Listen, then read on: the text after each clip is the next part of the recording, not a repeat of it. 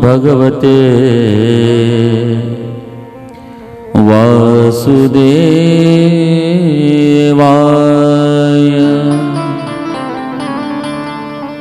ओम नमो भगवते वासुदेवाय।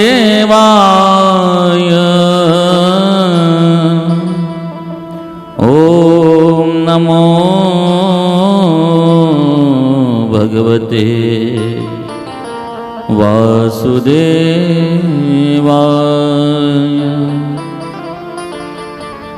स्वस्ति श्री गणेशाय नमः। श्री सरस्वत्यै नमः। श्री गुरुभ्यो नमः। श्री नारदादि भगवतेभ्यो नमः। वक्रतुंड महाकाय सूर्यकोटि समप्रभ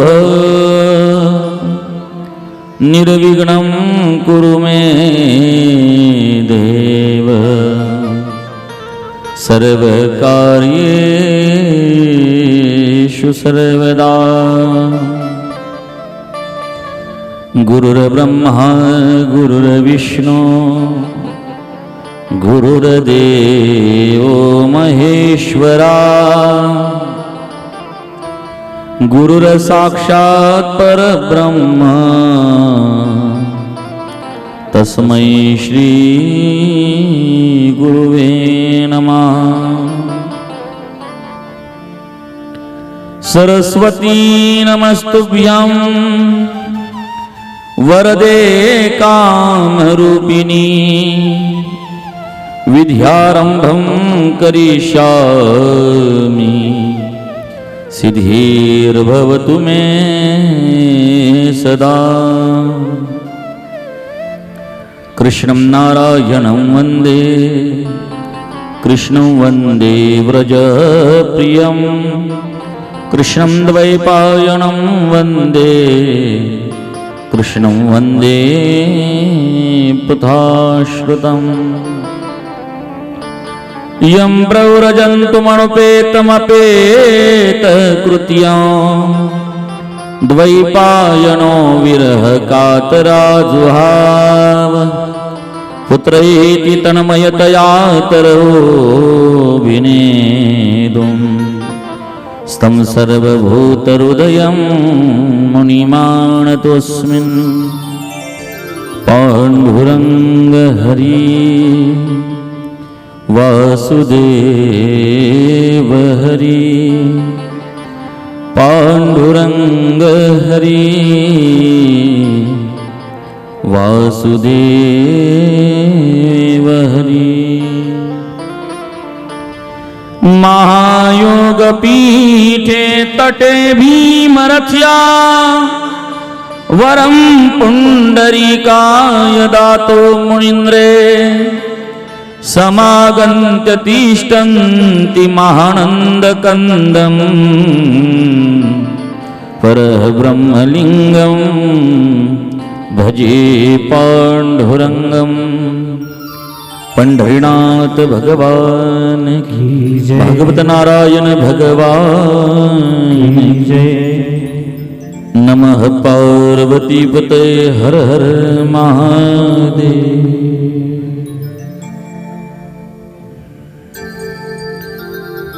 रंग रंग पांडुरंग रंग विठला।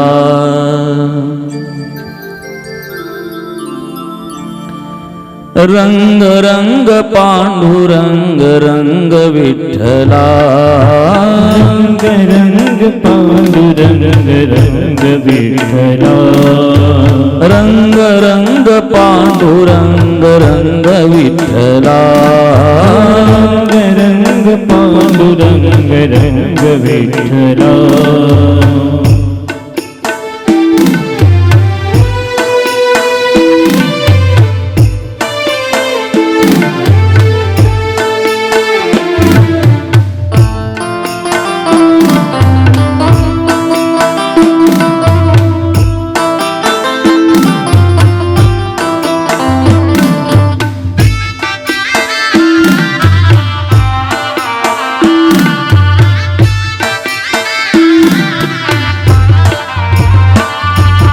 रंग रंग पांडुरंग रंग विठ्ठला रंग पांडुरंग रंग विठ्ठला रंग रंग पांडुरंग रंग विठ्ठला रंग रंग पांडुरंग रंग विठ्ठला रुक्मणी समेता पंढरीनाथा रुक्मिणी समेता पंढरीनाथा रुक्मणी समेता पंढरीनाथा रुक्मिणी समेता पंढरीनाथा द्वारिकानाथा द्वारिकानाथा पंढरीच्या नाथा पंढरीच्या नाथा ओ विठ्ठला ओ विठ्ठला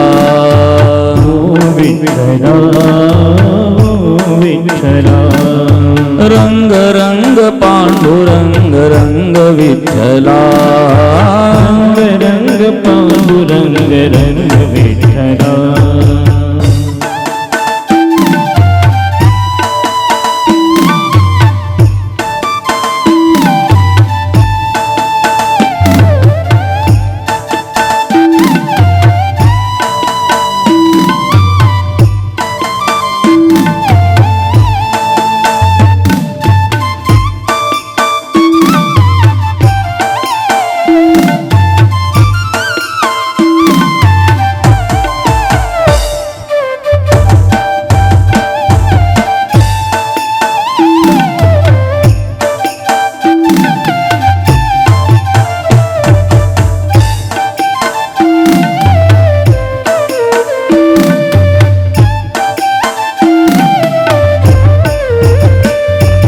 रंग रंग पांडुरंग रंग विठ्ठला रंग रंग पांडुरंग रंग विठ्ठला रंग रंग पांडुरंग रंग विठ्ठला रंग रंग पांडुरंग रंग विठ्ठला रुक्मणी समेता पंढरीनाथा रुक्मिणी समेता पंढरीनाथा रुक्मणी समेता पंढरीनाथा रुक्मिणी समेता पंढरीनाथा द्वारिकानाथा द्वारिकानाथा पंढरीच्या नाथा पंढरीच्या नाथा ओ विठ्ठला ओ विठ्ठला ओ विठ्ठला विठ्ठला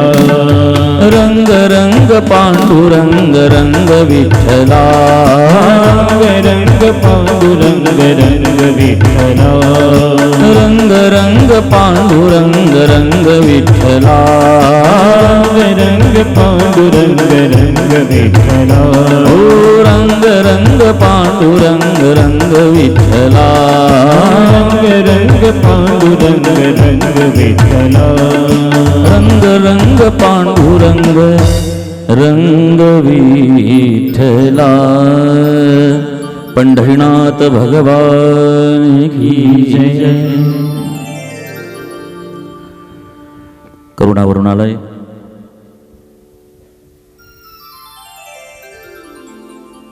परमपिता परमात्मा भक्तवत्सल दिनांचा सागर दीनदयाळ भगवान गोपालकृष्ण या भगवान गोपालकृष्णाचा वाङ्मयी स्वरूपी श्रीमद भागवताचं चिंतन गेल्या 2 दिवसापासून आपण करतोय. आजचा हा श्रीमद भागवत चिंतनाचा 3रा दिवस. सर्वप्रथम ज्यांच्या पुण्यस्मरणानं हा कार्यक्रम आयोजित केला आहे असे गंगा भागीरथी रगीबेन बधूभाई पटेल, स्वर्गवासी सौ नथीबेन रोहिदासभाई पटेल, स्वर्गवासी श्री रोहिदासभाई बधूभाई पटेल अशा पुण्य आत्म्यांचं स्मरण करून तुमच्या हृदयस्थ असलेल्या परमात्म्याला शतशत वंदन करतो. आणि या कथेचे कथा आयोजक परिवार सौ निर्मलाबेन श्री वसंतभाई रोहिदासभाई पटेल, सौ रंजनाबेन श्री अशोकभाई रोहिदासभाई पटेल, सौ नम्रताबेन श्री मुकुंदभाई वसंतभाई पटेल, कुमार हेमकांतभाई अशोकभाई पटेल, समस्त पटेल परिवार वाका यांच्या वतीने प्रेमासहर्ष स्वागत करतो आपलं सगळ्यांचं. आणि आजचं हे तिसरं वाकपुष्प भगवंताचा चरणी वाहण्याचा प्रयत्न करतो. सर्वांनी दोघा हात वरती करायचे आणि प्रेम श्रद्धा भाविक अंतकरणानं म्हणायचं राधे राधे. कालच्या दिवसाला पण गोड कथा ऐकली मायबापू हो बाळद्रोहाची.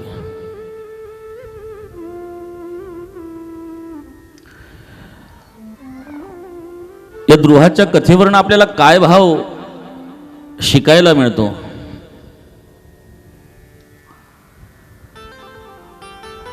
अतिशय लहान वयामध्ये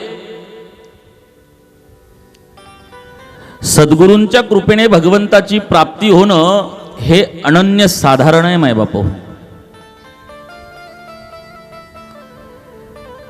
भगवंताची प्राप्ती करण्यासाठी म्हणून अनेक लोक आपलं आयुष्य परमार्थामध्ये घालवून देतात, तरी सुद्धा त्यांना भगवंताच्या चरणाचा सुद्धा स्पर्श घडत नाही मायबापू हो. आणि अवघ्या बालवयामध्ये बाळद्रोहाला भगवंताचं दर्शन होतंय, भगवंताचा हात बाळद्रोहाच्या डोक्यावरती ठेवला जातोय.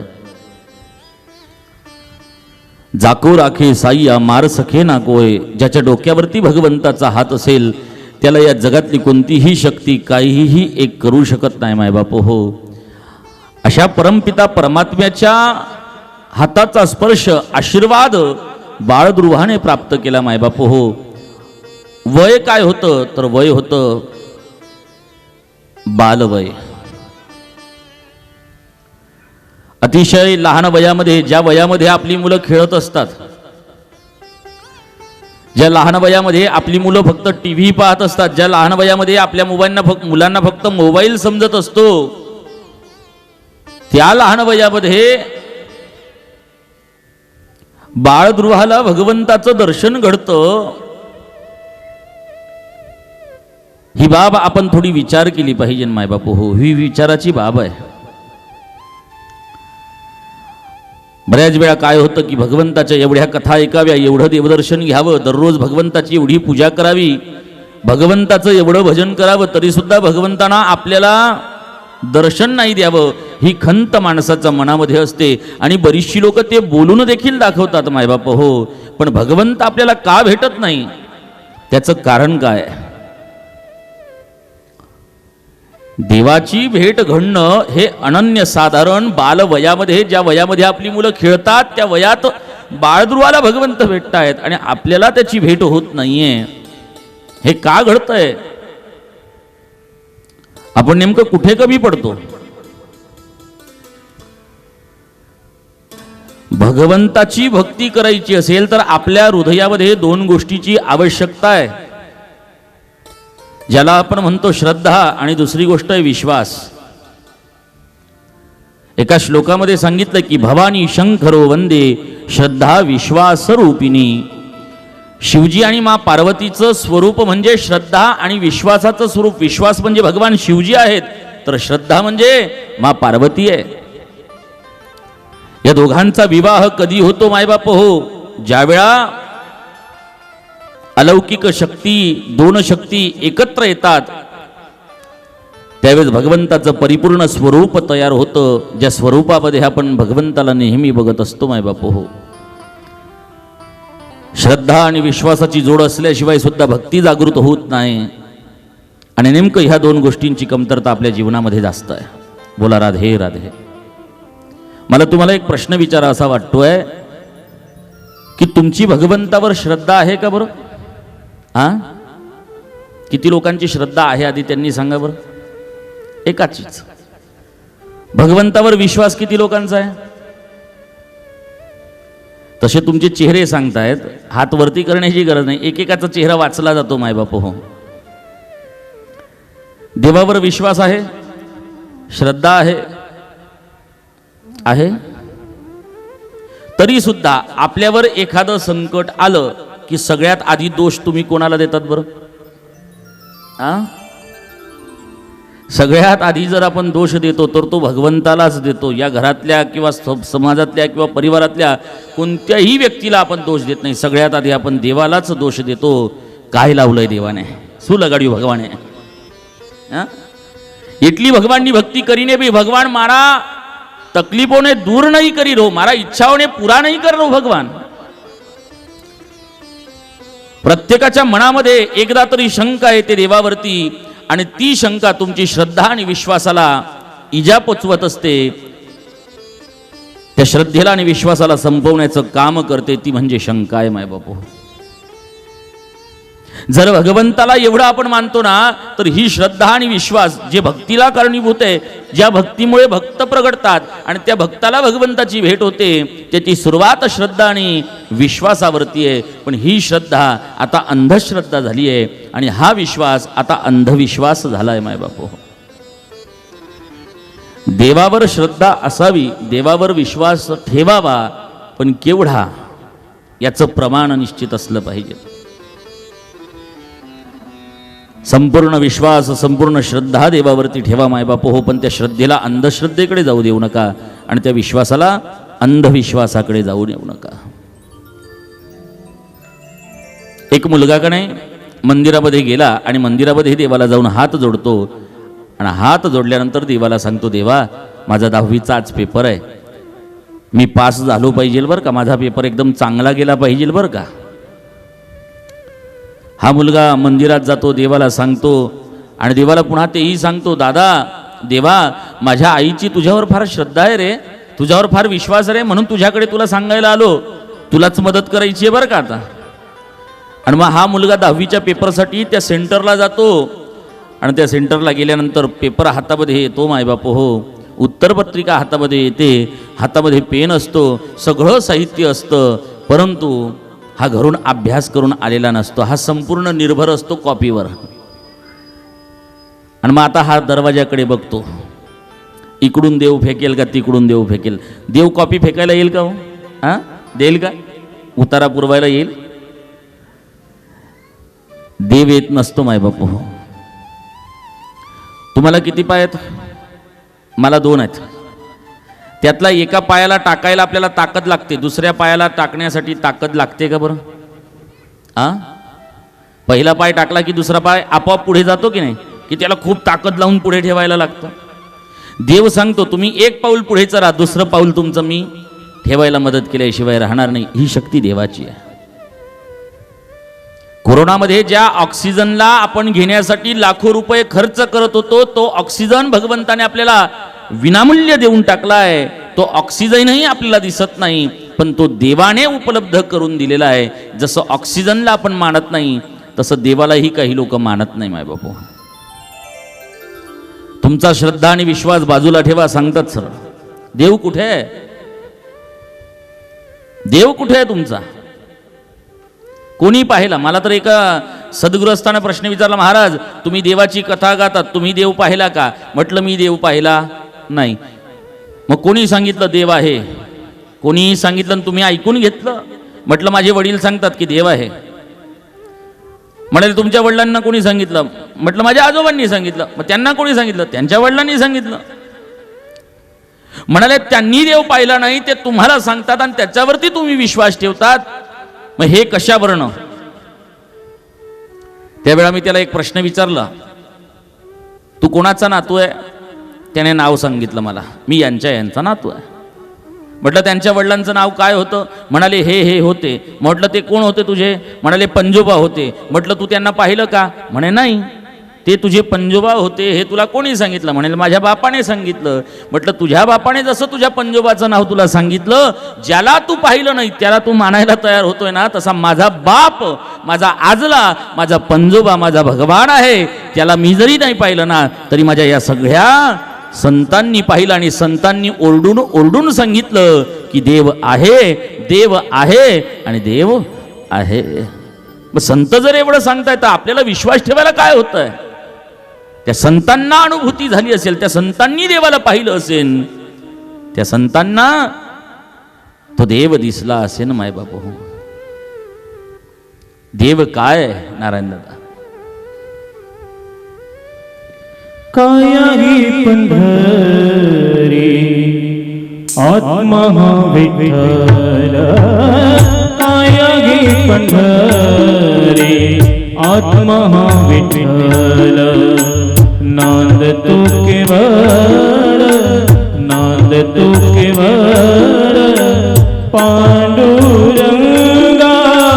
कायाही पंढरी आत्मा हा विठ्ठल, कायाही पंढरी आत्मा हा विठ्ठल.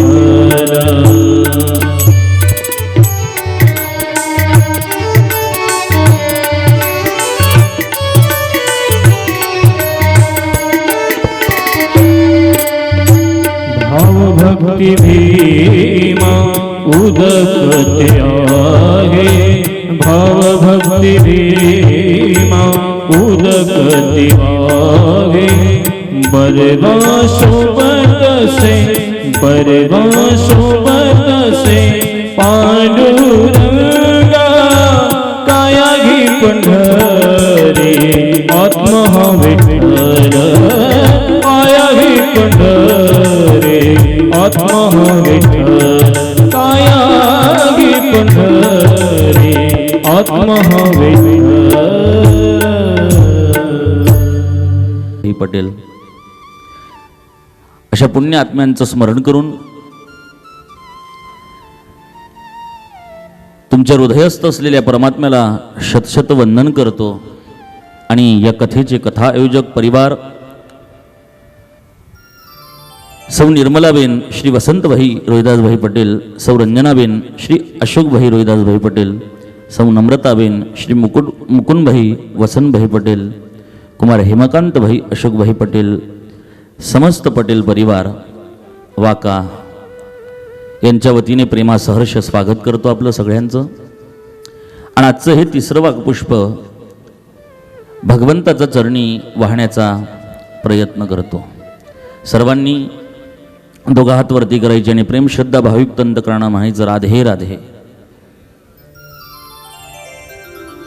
कालच्या दिवसाला पण गोड कथा ऐकली मायबापू हो बाळद्रोहाची.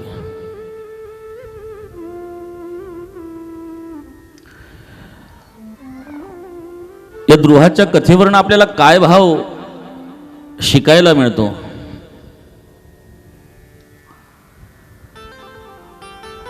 अतिशय लहान वयामध्ये सद्गुरूंच्या कृपेने भगवंताची प्राप्ती होणं हे अनन्य साधारण आहे मायबापू. भगवंताची प्राप्ती करण्यासाठी म्हणून अनेक लोक आपलं आयुष्य परमार्थामध्ये घालवून देतात, तरी सुद्धा त्यांना भगवंताच्या चरणाचा सुद्धा स्पर्श घडत नाही मायबापू हो. आणि अवघ्या बालवयामध्ये बाळद्रोहाला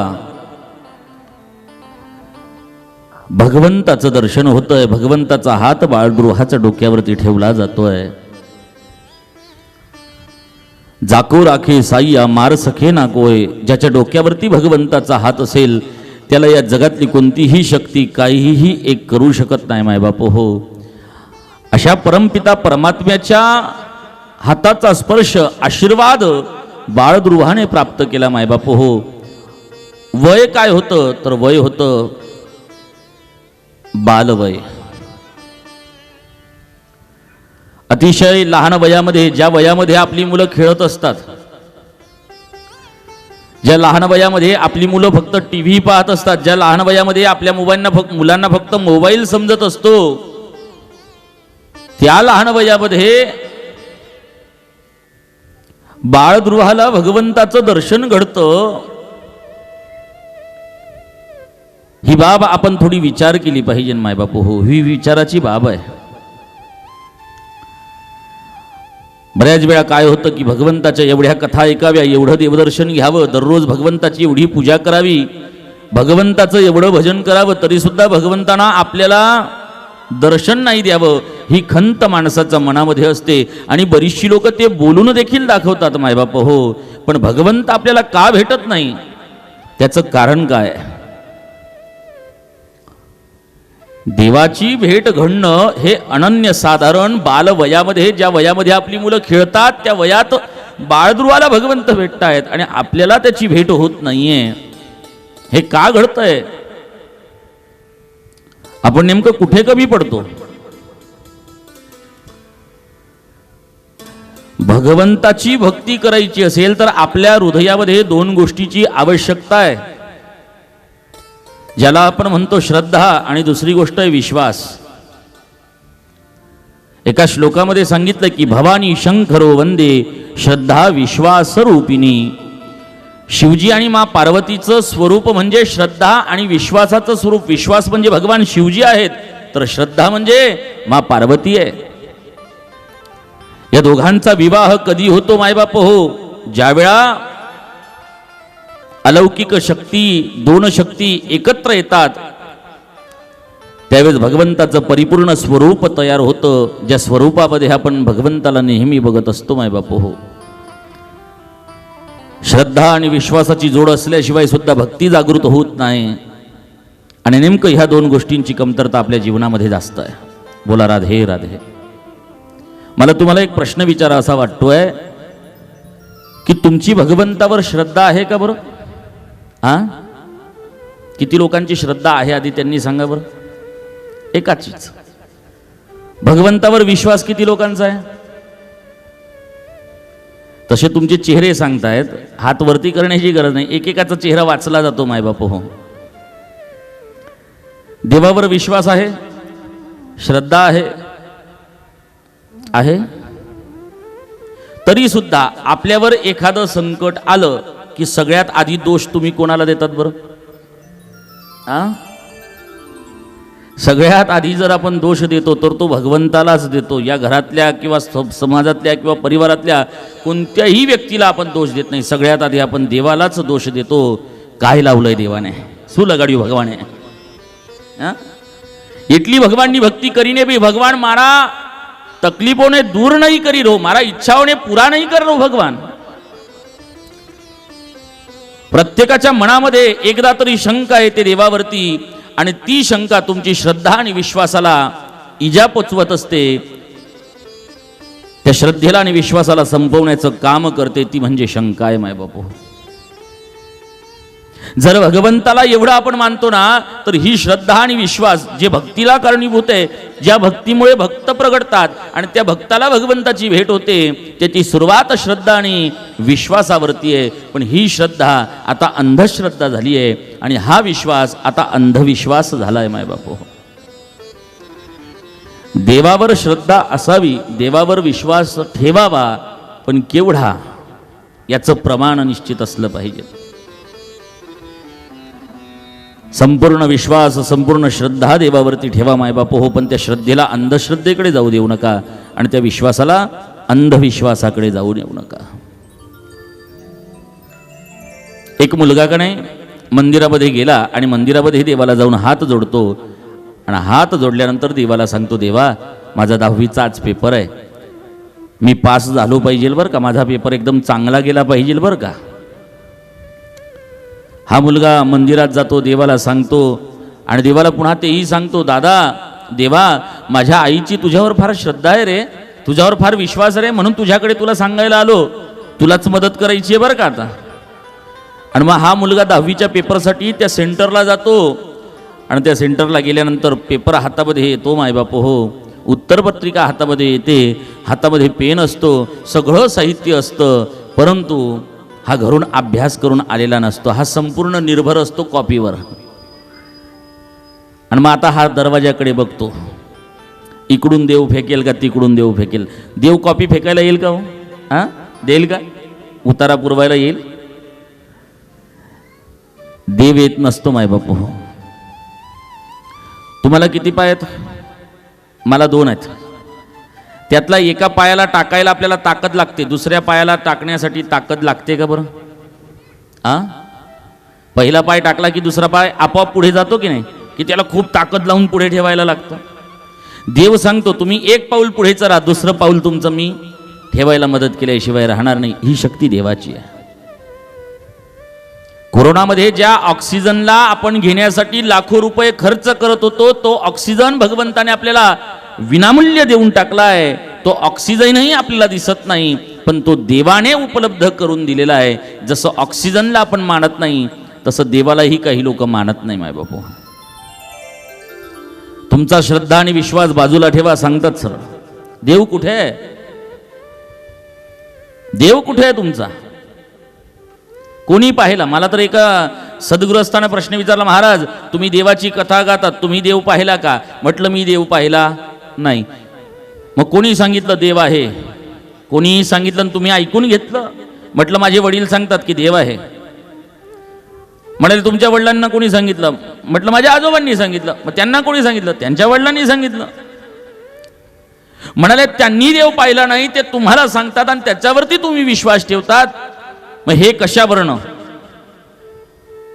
त्यावेळा मी त्याला एक प्रश्न विचारला, तू कोणाचा नातू आहे? त्याने नाव सांगितलं मला. मी यांचा नातू आहे. म्हटलं त्यांच्या वडिलांचं नाव काय होतं? म्हणाले हे होते. म्हटलं ते कोण होते तुझे? म्हणाले पंजोबा होते. म्हटलं तू त्यांना पाहिलं का? म्हणे नाही. ते तुझे पंजोबा होते हे तुला कोणी सांगितलं? म्हणाले माझ्या बापाने सांगितलं. म्हटलं तुझ्या बापाने जसं तुझ्या पंजोबाचं नाव तुला सांगितलं, ज्याला तू पाहिलं नाही त्याला तू मानायला तयार होतोय ना, तसा माझा बाप, माझा आजला, माझा पंजोबा, माझा भगवान आहे. त्याला मी जरी नाही पाहिलं ना, तरी माझ्या या सगळ्या संतांनी पाहिलं आणि संतांनी ओरडून ओरडून सांगितलं की देव आहे, देव आहे आणि देव आहे. मग संत जर एवढं सांगताय तर आपल्याला विश्वास ठेवायला काय होतंय? त्या संतांना अनुभूती झाली असेल, त्या संतांनी देवाला पाहिलं असेल, त्या संतांना तो देव दिसला असेल. माय बापू, देव काय नारायण दादा? कायाही पंढरी आत्मा विठ्ठल, कायाही पंढरी आत्मा विठ्ठल. नांद तू केवळ, नांद तू केवळ पांडुरंगा. कायाही पंढरी आत्मा विठ्ठल, कायाही पंढरी आत्मा विठ्ठल.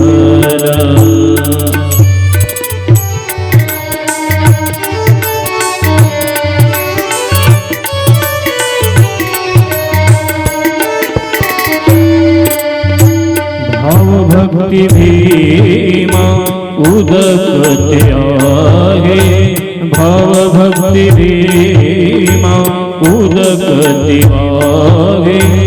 बरवा सोबत से, बरवा सोबत से पांडुरंगा. कायाही पंढरी आत्मा विठ्ठल, कायाही पंढरी आत्मा विठ्ठल, कायाही पंढरी आत्मा विठ्ठल. विठ्ठल. मग आता मला तुम्हाला एक प्रश्न विचारा असा वाटतोय, तुम्ही ज्या भगवंतावरती श्रद्धा ठेवून आहात, ज्या भगवंतावरती विश्वास ठेवून आहात, त्या देवाला तुम्ही पाहिलं का? पाहिलं का बरं? कोणी कोणी पाहिलं? कोणी पाहिलं असेल मला सांगा बरं. आता आपण भजन ऐकलं, भजन नुसतं ऐकायसाठी असतात का बरं? त्या भजनाचे शब्द होते, काया ही पंढरी आत्मा हा विठ्ठल. मला असं वाटतं आत्मा जरी दिसत नाही तरी सुद्धा तो आत्मा आहेत म्हणून आपले हातपाय चालतायत. ज्याच्या शरीरामध्ये हा आत्मा नाहीये, देवरूपी आत्मा नाहीये, त्याला उचलून जाळल्याशिवाय लोक राहत नाही. माय बापू, देव आहे ना, देव का नाहीये? देव आहे. देव आपल्या शरीरात या पंढरीमध्ये राहतोय. आत्मारूपी पंढरीमध्ये, शरीररूपी पंढरीमध्ये आत्मारूपी भगवान विठ्ठल विराजमान झाले आहेत मायबाप हो. भगवान आहे, पण त्याला पाहण्यासाठी हृदयामध्ये श्रद्धा विश्वास जागृत झाला पाहिजे.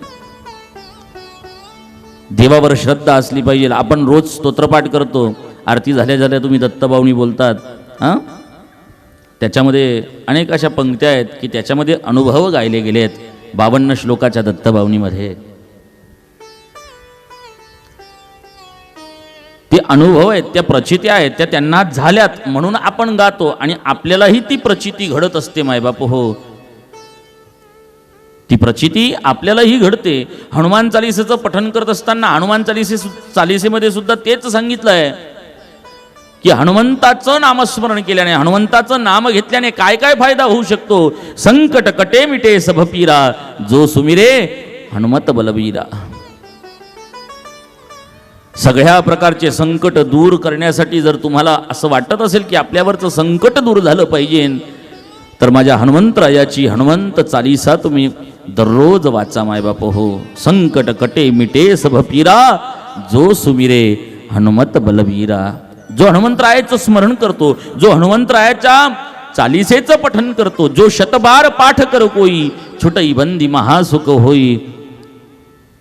मुक्तीला प्राप्त करायचं असेल तरी तुम्ही दररोज 100 वेळा हनुमंत चालिसा वाचली पाहिजे, हनुमान चालिसा वाचली पाहिजे. एकदा माझ्याकडे एक ताई कुंडली पाहण्यासाठी आले. त्यांना मी सांगितलं तुमच्या घरावरती संकट येत आहेत ना, मग मी साधारण उपाय तुम्हाला सांगतो, तुम्ही असं करा, दररोज 5 वेळा हनुमान चालिसेचा पाठ करा म्हटलं. तिने मला सांगितलं महाराज हनुमान चालिसा तर मी रोज म्हणते, पण मला त्याचा काही फायदा झाला नाही. मी तिला सुरुवातीला बोलायला लावलं, मला बोलून दाखव. तिने सुरुवात केली. सुरुवातीपासून पहिला श्लोक तिने पूर्ण केला. त्या श्लोकामध्ये उच्चार एवढे चुकीचे होते, ते न सांगितलेले बरे मायबाप हो. ज्या शब्दाचा उच्चारच व्यवस्थित होत नसेल तर त्याचा फायदा कसा काय होणार बरं? बोला राधे राधे. उच्चाराचा फायदा कधी होत, उच्चार योग्य असतील तर केलेल्या पाठाचा फायदा आपल्याला झाल्याशिवाय राहत नाही मायबाप हो. आपण आरती बोलतो ना, त्या आरतीमध्ये सुद्धा अनेक चुका. साधं गणपतीची आरती घेतली ना, त्या गणपतीच्या आरतीतल्या 3ऱ्या पदामध्ये आपण गातो लंबोदर पीतांबर फणीधर वंदना सरळ सोंड वक्र तुंड त्रिणना, दासरामाचा वाटपाये सजना आणि संकष्टी पावावे निर्वाणी रक्षावे सुरवर वंदना. त्या 3ऱ्या पदामध्ये आपण गातो ना, तर त्यामध्ये वाटपा हे सजना नाही तर सदना असतो मायबाप हो. सदन म्हणजे घर, सदन म्हणजे घर. वाटपा हे सदना म्हणजे सदनामध्ये, घरामध्ये तुझा भक्त हे गणेशा वाट पाहतोय. आणि त्या 3ऱ्या पदातली शेवटची ओळ आपण गातो की संकष्टी पावावे. आपल्याला माहिती आहे की गणेश चतुर्थी ही संकष्टी चतुर्थी असते, म्हणून आपण म्हणतो की संकष्टी पावावे म्हणजे संकष्ट चतुर्थीला तुम्हाला पाव, आणि इतर वेळा मात्र तू काही केलं नाही तरी चालेल, असा अर्थ त्याचा होतो. लिहिताना रामदास स्वामींनी काय लिहिलं की संकटी पावावे, माझ्यावर येणाऱ्या प्रत्येक संकटातून मला तू दूर कर, त्या संकटामध्ये तू मला पाव आणि या संकटातून मला दूर कर. शब्द फार महत्वाचे. देवीची आरती गाताना सुद्धा तीच गफलत होते मायबापू. आरती देवीची असते आणि आपण काय गातो? जय देवी जय देवी, का जयदेव जयदेव. आरती गाताना शेवटची ते जयदेवी जयदेवी बोललं पाहिजे ना, तर तिथे पण आपण बोलतो जयदेव जयदेव. देव आणि देवीतला फरक सुद्धा फार महत्वाचा आहे मायबाप. एक एक शब्द महत्वाचे. तुम्हाला माहिती आहे का, गुरुचरित्राचा पाठ आपल्याला घरी करू दिला जात नाही, महिलांना तर मुळीच करू दिला जात नाही. मग मला एकाने प्रश्न विचारला, महाराज महिलांनाच करू दिला जात नाही, याचं कारण काय? मी त्या व्यक्तीला विचारलं, बाबा रे तू हनुमान चालीसा आजपर्यंत किती वेळा बोलला आहे? तो म्हणे एकदा पण नाही. म्हटलं माणसांना एवढा वेळ राहत नाही, हे कामं बायाच जास्त वाढवतात, म्हणून बायांनाच त्याच्यावरती बंदी घातली गेलेली. हा साधा भाव तुम्हाला सांगितला मायबाप हो, कारण महिलांना सवय असते नवीन नवीन ग्रंथ वाचायची, पण काही वेळा जुन्या ग्रंथामध्ये काही संस्कृत श्लोकांचा सुद्धा समावेश केला गेला ना, आणि त्या श्लोकांमध्ये काय होतं की आपल्याला उच्चारण व्यवस्थित होत नाही आणि त्यामुळे आपण दोषाचे भागीदार ठरतो. त्यापेक्षा न वाचलेलं बरं.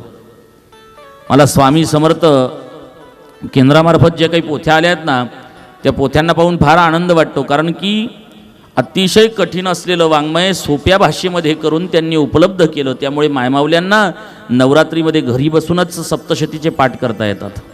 गुरुचरित्राची पोथीसुद्धा त्यांनी सुंदर सोप्या भाषेत लिहिली आहे. तो सुद्धा गुरुचरित्राचा अभ्यास त्यांना करता येतो. त्याचा वाचनानं आनंद त्यांना घेता येतो. मायबाप हो, शब्द फार महत्त्वाचे आहेत. शब्द फार महत्त्वाचे, म्हणून कुठलंही वाङ्मय वाचताना ते शब्द महत्त्वाचे आहेत. त्या ताईला सांगितलं, म्हटलं तुम्ही जे बोलतायत ते अतिशय चुकीचं, योग्य पद्धतीने हनुमान चालीसा बोला. हनुमान चालीसा बोलण्याचा फायदा तुम्हाला झाल्याशिवाय राहणार नाही.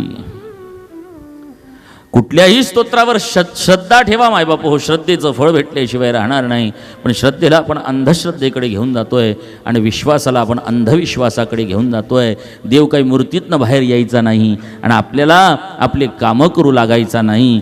देव मात्र तुम्हाला त्या विश्वासाचा बदल्यामध्ये ती ताकद भगवंत दिल्याशिवाय राहणार नाही मायबाप हो.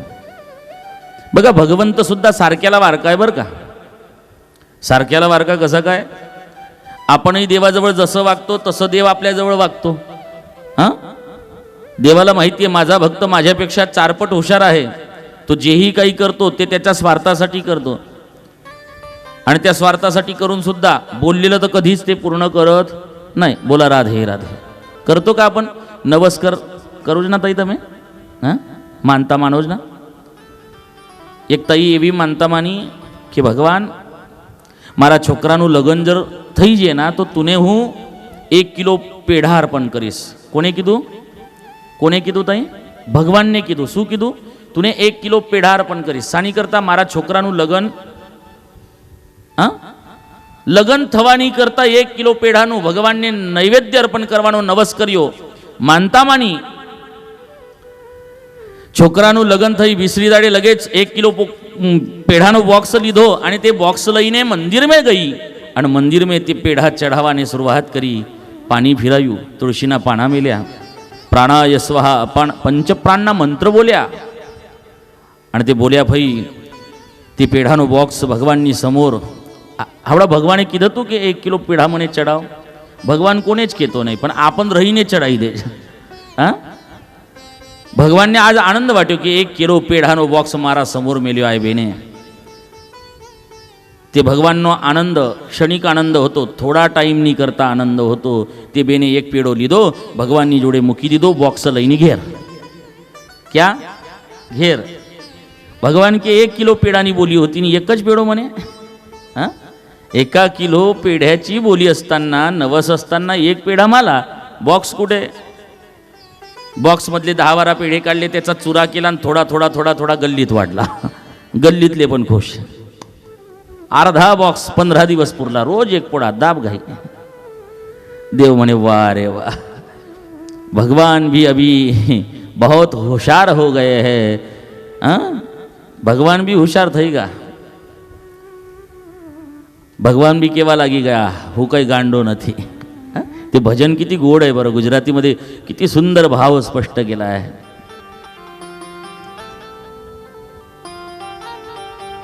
पाच पाच फुलालई मंदिर ये आवे, लॉटरी लागे नी म्हणताओ मनावे. पाच पाच फुलालई मंदिर ये आवे, लॉटरी लागे नी म्हणताओ मनावे.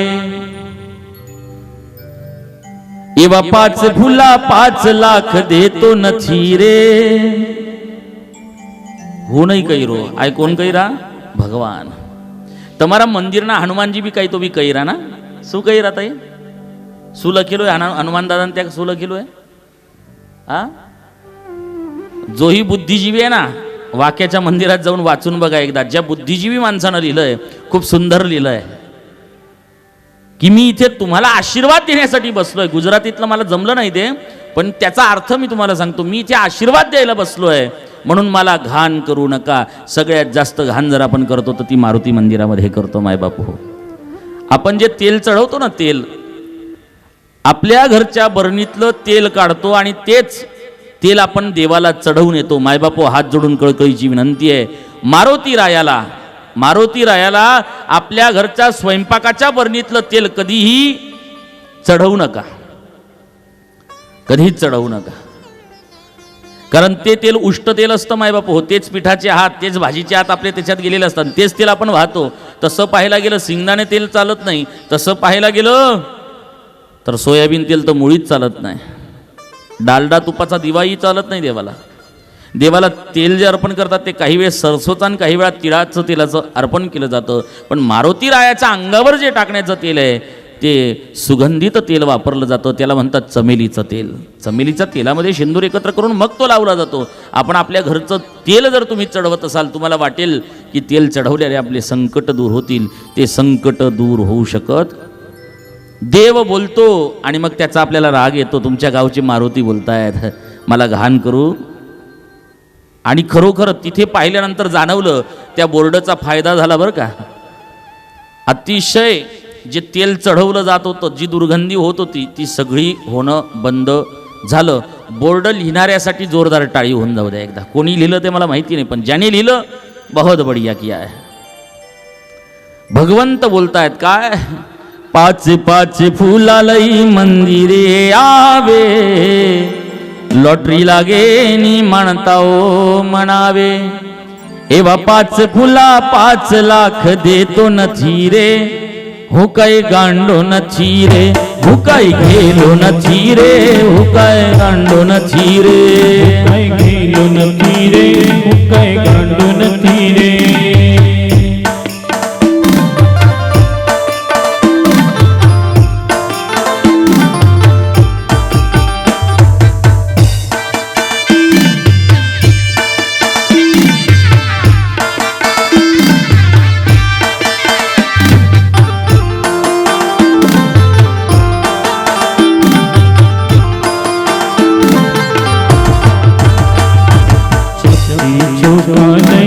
मंदिरे आव्या,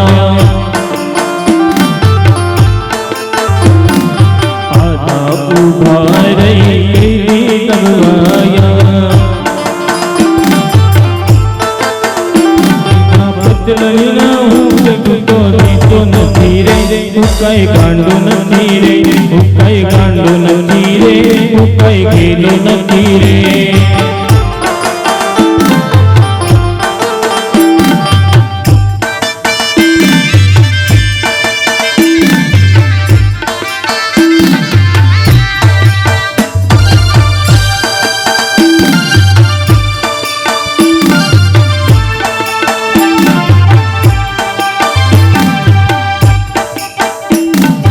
मारा बनावेला मुझने ज बनावता, बनावेला मुझने ज बनावता. गर्भ मादिला कोलजने भुलावता, मादिला कोलजने भुलावता. वक्त आवे हूँ कोई ने छोड़तू नथी रे, हुकाई गांडो नथी रे, हुकाई गांडो नथी रे, हुकाई गेलो नथी रे.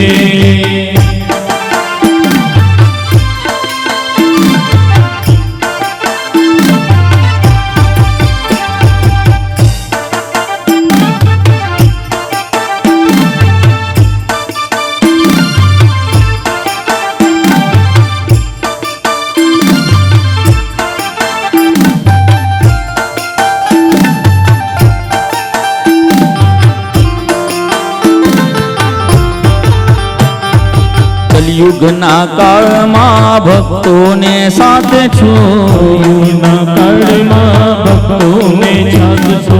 भक्त मंडळी ना गाडी मा हूँ जाऊँ छो, मंडळना गाडी मा हूँ जाऊँ छो. पण मारी योजनाए कोई ने देतो नथी रे, हुकाई गांडो नथी रे, हुकाई गांडो नथी रे, हुकाई गेलो नथी रे, हुकाई गांडो नथी रे, हुकाई गेलो नथी रे, हुकाई गांडो नथी रे, हुकाई गेलो नथी रे, हुकाई गांडो नथी रे, हुकाई गेलो नथी रे.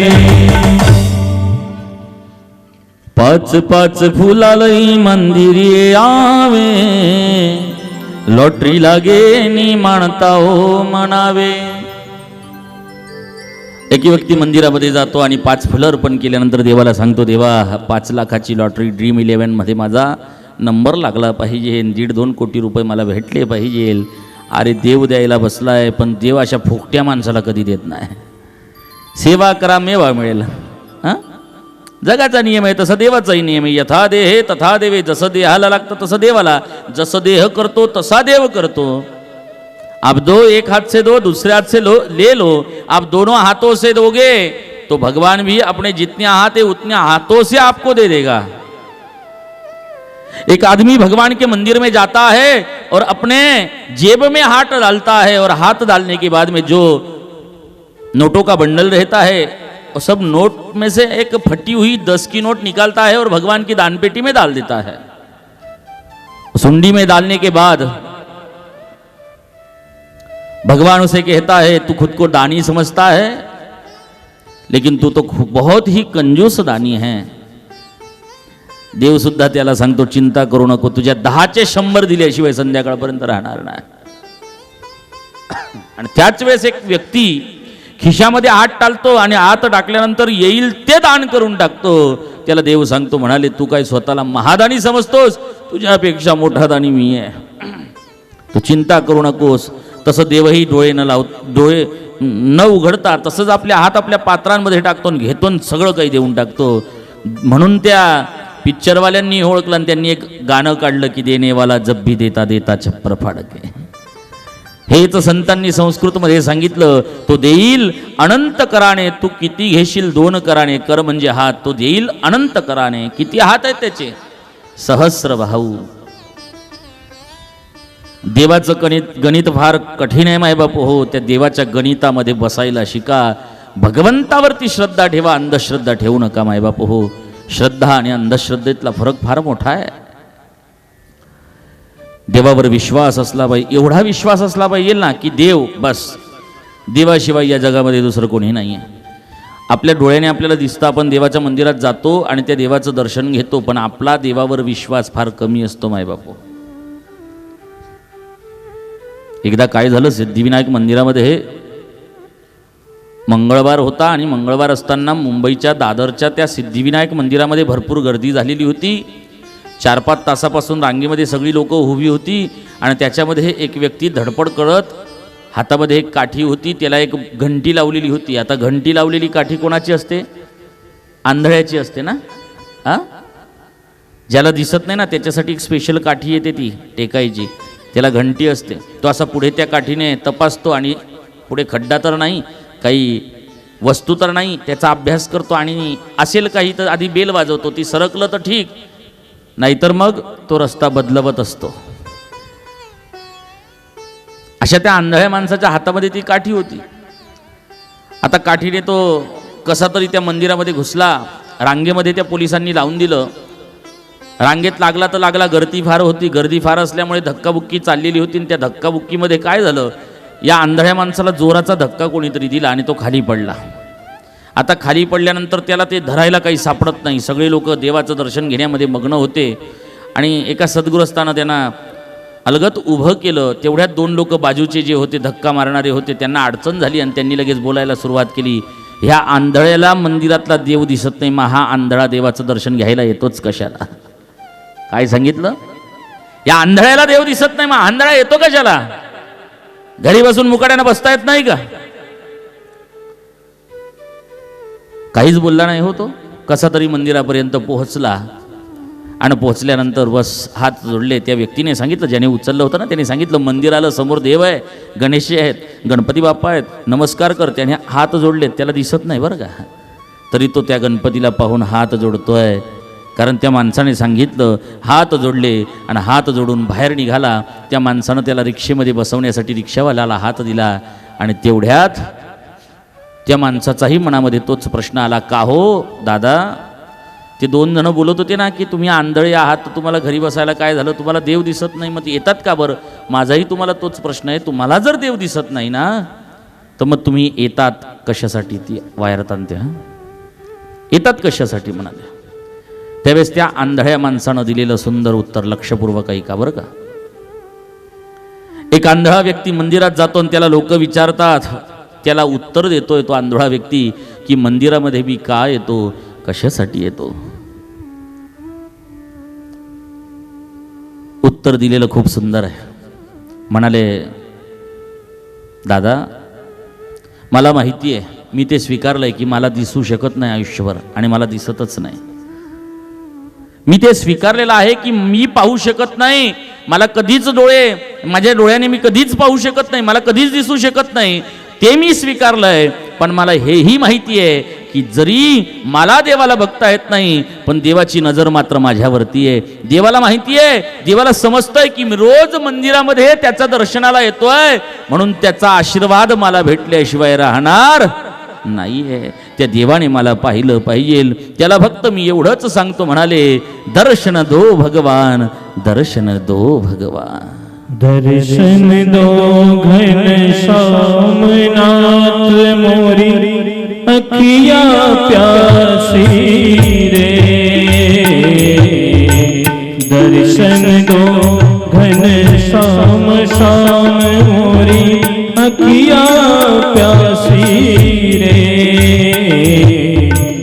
मन मंदिर की ज्योत जगा दो, मन मंदिर की ज्योत जगा दो, घट घट वासी रे.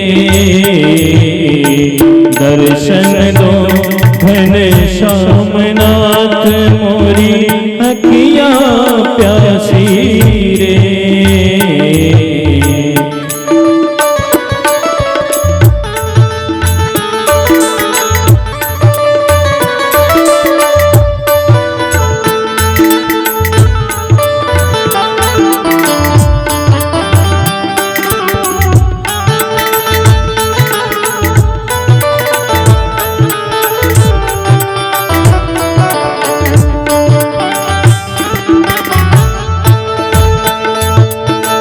द्वार दया का जब तू खोले, द्वार दया का जब तू खोले, पंचम सुर में गूंगा बोले. अंधा देखे लंगड़ा चल कर, अंधा देखे लंगड़ा चल कर, पहुँचे काशी रे.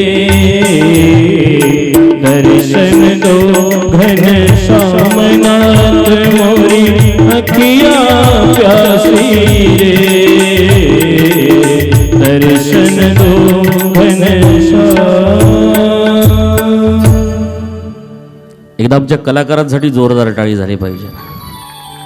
बुद्धिजीवी आहे ना, वाक्याच्या मंदिरात जाऊन वाचून बघा एकदा. ज्या बुद्धिजीवी माणसानं लिहिलंय, खूप सुंदर लिहिलंय की मी इथे तुम्हाला आशीर्वाद देण्यासाठी बसलोय. गुजरातीतलं मला जमलं नाही ते, पण त्याचा अर्थ मी तुम्हाला सांगतो. मी इथे आशीर्वाद द्यायला बसलोय, म्हणून मला घाण करू नका. सगळ्यात जास्त घाण जर आपण करतो तर ती मारुती मंदिरामध्ये करतो मायबापू. आपण जे तेल चढवतो ना, तेल आपल्या घरच्या बरणीतलं तेल काढतो आणि तेच तेल आपण देवाला चढवून येतो. मायबापू, हात जोडून कळकळीची विनंती आहे, मारुती रायाला आपल्या घरच्या स्वयंपाकाच्या बरणीतलं तेल कधीही चढवू नका, कधीच चढवू नका. कारण ते तेल उष्ट तेल असतं मायबापू. तेच पिठाचे हात, तेच भाजीचे हात आपले त्याच्यात गेलेले असतात, तेच तेल आपण वाहतो. तसं पाहायला गेलं शेंगदाणे तेल चालत नाही, तसं पाहायला गेलं तर सोयाबीन तेल तर मुळीच चालत नाही. डालडा तुपाचा दिवाही चालत नाही देवाला. देवाला तेल जे अर्पण करतात ते काही वेळेस सरसोचं आणि काही वेळा तिळाचं तेलाचं अर्पण केलं जातं. पण मारुती रायाच्या अंगावर जे टाकण्याचं तेल आहे ते सुगंधित तेल वापरलं जातं. त्याला म्हणतात चमेलीचं तेल. चमेलीच्या तेलामध्ये शेंदूर एकत्र करून मग तो लावला जातो. आपण आपल्या घरचं तेल जर तुम्ही चढवत असाल, तुम्हाला वाटेल की तेल चढवल्याने आपले संकट दूर होतील. ते संकट दूर होऊ शकत. देव बोलतो आणि मग त्याचा आपल्याला राग येतो. तुमच्या गावची मारुती बोलतायत, मला घाण करू. आणि खरोखर तिथे पाहिल्यानंतर जाणवलं त्या बोर्डचा फायदा झाला बरं का. अतिशय जे तेल चढवलं जात होतं, जी दुर्गंधी होत होती, ती सगळी होणं बंद झालं. बोर्ड लिहिणाऱ्यासाठी जोरदार टाळी होऊन जाऊ द्या एकदा. कोणी लिहिलं ते मला माहिती नाही, पण ज्याने लिहिलं बहुत बढिया किया है. भगवंत बोलतायत काय, पाच पाच फुलालई मंदिरे आवे, लॉटरी लागे नी म्हणता ओ म्हणावे. एवा 5 फुला 5 लाख देतो नथी रे, हुकाई गांडो नची रे हुकाई गेलो नची रे हुकाई गांडो नची रे हुकाई गेलो नची रे हुकाई गांडो नची रे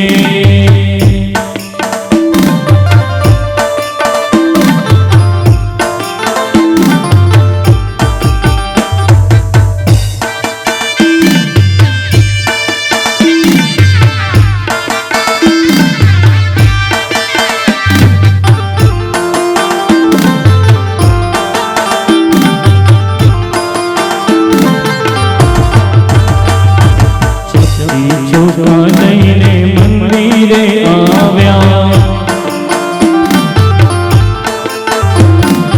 आता उभा रही तगवाया पतलईना हुकतो तो नथी रे हुकाई गांडो नथी रे हुकाई गांडो नथी रे हुकाई गेलो नथी रे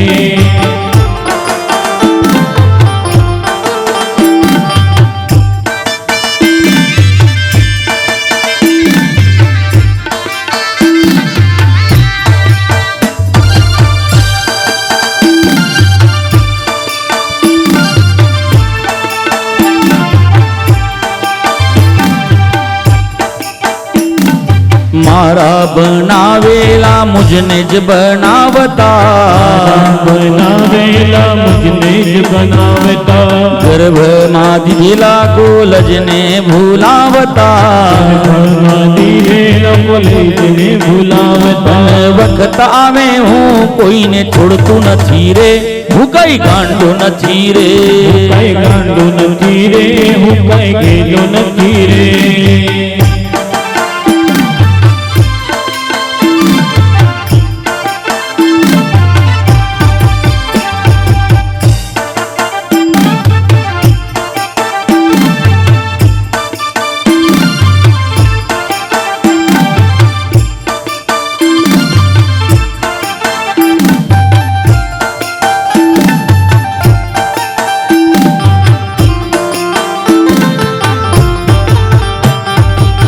युग ना काल मां भक्तों ने साथ छो ना काल मां भक्तों ने साथ छो भक्त मंडळी ना गाड़ी मां हूँ जाऊँ छो मंडळना गाड़ी मां हूँ जाऊँ छन मारी योजनाएं कोई ने देतो नथी रे हुकाई गांडो नथी रे हुकाई गांडो नथी रे हुकाई गेलो नथी रे हुकाई गांडो नथी रे हुकाई गेलो नथी रे हुकाई गांडो नथी रे हुकाई गेलो नथी रे हुकाई गांडो नथी रे हुकाई गेलो नथी रे पाच पाच फुलालई मंदिरे आवे लॉटरी लागे नी माणता हो म्हणावे एक व्यक्ती मंदिरामध्ये जातो आणि 5 फुलं अर्पण केल्यानंतर देवाला सांगतो देवा 5 लाखाची लॉटरी ड्रीम 11 मध्ये माझा नंबर लागला पाहिजे 1.5-2 कोटी रुपये मला भेटले पाहिजे अरे देव द्यायला बसलाय पण देव अशा फुकट्या माणसाला कधी देत नाही सेवा करा मेवा मिळेल हां जगाचा नियम आहे तसा देवाचाही नियम आहे यथा देहे तथा देवे जसं देहाला लागतं तसं देवाला जसं देह करतो तसा देव करतो आप दो एक हाथ से दो दूसरे हाथ से ले लो आप दोनों हाथों से दोगे तो भगवान भी अपने जितने हाथ है उतने हाथों से आपको दे देगा एक आदमी भगवान के मंदिर में जाता है और अपने जेब में हाथ डालता है और हाथ डालने के बाद में जो नोटों का बंडल रहता है और सब नोट में से एक फटी हुई 10 की नोट निकालता है और भगवान की दानपेटी में डाल देता है सुंडी में डालने के बाद भगवान उसे कहता है तू खुद को दानी समझता है लेकिन तू तो बहुत ही कंजूस दानी है देव सुद्धा त्याला सांगतो चिंता करू नको तुझ्या 10चे 100 दिल्याशिवाय संध्याकाळपर्यंत राहणार नाही आणि त्याच वेळेस एक व्यक्ती खिशामध्ये हात टाकतो आणि हात टाकल्यानंतर येईल ते दान करून टाकतो त्याला देव सांगतो म्हणाले तू काय स्वतःला महादानी समजतोस तुझ्यापेक्षा मोठा दानी मी आहे तू चिंता करू नकोस तसं देवही डोळे न उघडता तसंच आपल्या हात आपल्या पात्रांमध्ये टाकतो आणि घेतो सगळं काही देऊन टाकतो म्हणून त्या पिक्चरवाल्यांनी ओळखलं आणि त्यांनी एक गाणं काढलं की देनेवाला जब भी देता देता छप्पर फाडके. हेच संतांनी संस्कृतमध्ये सांगितलं, तो देईल अनंत कराने, तू किती घेशील 2 कराने. कर म्हणजे हात, तो देईल अनंत कराने. किती हात आहेत त्याचे? सहस्र भाऊ. देवाचं गणित फार कठीण आहे मायबाप हो. त्या देवाच्या गणितामध्ये बसायला शिका. भगवंतावरती श्रद्धा ठेवा, अंधश्रद्धा ठेवू नका मायबाप हो. श्रद्धा आणि अंधश्रद्धेतला फरक फार मोठा आहे. देवावर विश्वास असला पाहिजे. एवढा विश्वास असला पाहिजे ना की देव बस, देवाशिवाय या जगामध्ये दुसरं कोणी नाही आहे. आपल्या डोळ्याने आपल्याला दिसतं, आपण देवाच्या मंदिरात जातो आणि त्या देवाचं दर्शन घेतो, पण आपला देवावर विश्वास फार कमी असतो मायबापू. एकदा काय झालं, सिद्धिविनायक मंदिरामध्ये मंगळवार होता आणि मंगळवार असताना मुंबईच्या दादरच्या त्या सिद्धिविनायक मंदिरामध्ये भरपूर गर्दी झालेली होती. 4-5 तासापासून रांगेमध्ये सगळी लोक उभी होती आणि त्याच्यामध्ये एक व्यक्ती धडपड करत, हातामध्ये एक काठी होती, त्याला एक घंटी लावलेली होती. आता घंटी लावलेली काठी कोणाची असते? आंधळ्याची असते ना. ज्याला दिसत नाही ना त्याच्यासाठी एक स्पेशल काठी येते ती टेकायची, त्याला घंटी असते. तो असा पुढे त्या काठीने तपासतो आणि पुढे खड्डा तर नाही, काही वस्तू तर नाही, त्याचा अभ्यास करतो आणि असेल काही तर आधी बेल वाजवतो. ती सरकलं तर ठीक, नाहीतर मग तो रस्ता बदलवत असतो. अशा त्या आंधळ्या माणसाच्या हातामध्ये ती काठी होती. आता काठीने तो कसा तरी त्या मंदिरामध्ये घुसला. रांगेमध्ये त्या पोलिसांनी लावून दिलं. रांगेत लागला तर लागला, गर्दी फार होती. गर्दी फार असल्यामुळे धक्काबुक्की चाललेली होती आणि त्या धक्काबुक्कीमध्ये काय झालं, या आंधळ्या माणसाला जोराचा धक्का कोणीतरी दिला आणि तो खाली पडला. आता खाली पडल्यानंतर त्याला ते धरायला काही सापडत नाही. सगळे लोक देवाचं दर्शन घेण्यामध्ये मग्न होते आणि एका सद्गृहस्थानं त्यांना अलगत उभं केलं. तेवढ्यात 2 लोक बाजूचे जे होते, धक्का मारणारे होते, त्यांना अडचण झाली आणि त्यांनी लगेच बोलायला सुरुवात केली, ह्या आंधळ्याला मंदिरातला देव दिसत नाही, मग हा आंधळा देवाचं दर्शन घ्यायला येतोच कशाला? काय सांगितलं? या आंधळ्याला देव दिसत नाही, मग आंधळा येतो कशाला? घरी बसून मुकाट्यानं बसता येत नाही का? काहीच बोलला नाही होतो. कसा तरी मंदिरापर्यंत पोहोचला आणि पोहोचल्यानंतर बस हात जोडले. त्या व्यक्तीने सांगितलं, ज्याने उचललं होतं ना, त्याने सांगितलं, मंदिराला समोर देव आहे, गणेश आहेत, गणपती बाप्पा आहेत, नमस्कार कर. त्याने हात जोडले, त्याला दिसत नाही बरं का, तरी तो त्या गणपतीला पाहून हात जोडतोय. कारण त्या माणसाने सांगितलं, हात जोडले आणि हात जोडून बाहेर निघाला. त्या माणसानं त्याला रिक्षेमध्ये बसवण्यासाठी रिक्षावाल्याला हात दिला आणि तेवढ्यात त्या माणसाचाही मनामध्ये तोच प्रश्न आला, का हो दादा, ते 2 जण बोलत होते ना की तुम्ही आंधळे आहात, तुम्हाला घरी बसायला काय झालं, तुम्हाला देव दिसत नाही, मग येतात का बरं? माझाही तुम्हाला तोच प्रश्न आहे, तुम्हाला जर देव दिसत नाही ना तर मग तुम्ही येतात कशासाठी? ती वायरत आणते, येतात कशासाठी म्हणाले. त्यावेळेस त्या आंधळ्या माणसानं दिलेलं सुंदर उत्तर लक्षपूर्वक ऐका बरं का. एक आंधळा व्यक्ती मंदिरात जातो आणि त्याला लोक विचारतात, त्याला उत्तर देतोय तो आंधळा व्यक्ती की मंदिरामध्ये मी का येतो, कशासाठी येतो? उत्तर दिलेलं खूप सुंदर आहे. म्हणाले, दादा मला माहिती आहे, मी ते स्वीकारलंय की मला दिसू शकत नाही आयुष्यभर आणि मला दिसतच नाही. मी ते स्वीकारलेलं आहे की मी पाहू शकत नाही, मला कधीच माझ्या डोळ्याने मी कधीच पाहू शकत नाही, मला कधीच दिसू शकत नाही, ते मी स्वीकारलंय. पण मला हेही माहिती आहे की जरी मला देवाला बघता येत नाही, पण देवाची नजर मात्र माझ्यावरती आहे. देवाला माहिती आहे, देवाला समजतंय की मी रोज मंदिरामध्ये त्याच्या दर्शनाला येतोय, म्हणून त्याचा आशीर्वाद मला भेटल्याशिवाय राहणार नाहीये. त्या देवाने मला पाहिलं पाहिजे, त्याला फक्त मी एवढंच सांगतो. म्हणाले, दर्शन दो भगवान, दर्शन दो भगवान. दर्शन दो घनश्याम नाथ मोरी, अखिया प्यासी रे. दर्शन दो घनश्याम श्याम मोरी, अखिया प्यासी रे. मन मंदिर की ज्योत जगा दो, मन मंदिर की ज्योत जगा दो, घट घट वासी रे. दर्शन दो श्यामनाथ मोरी अखिया प्यासी रे।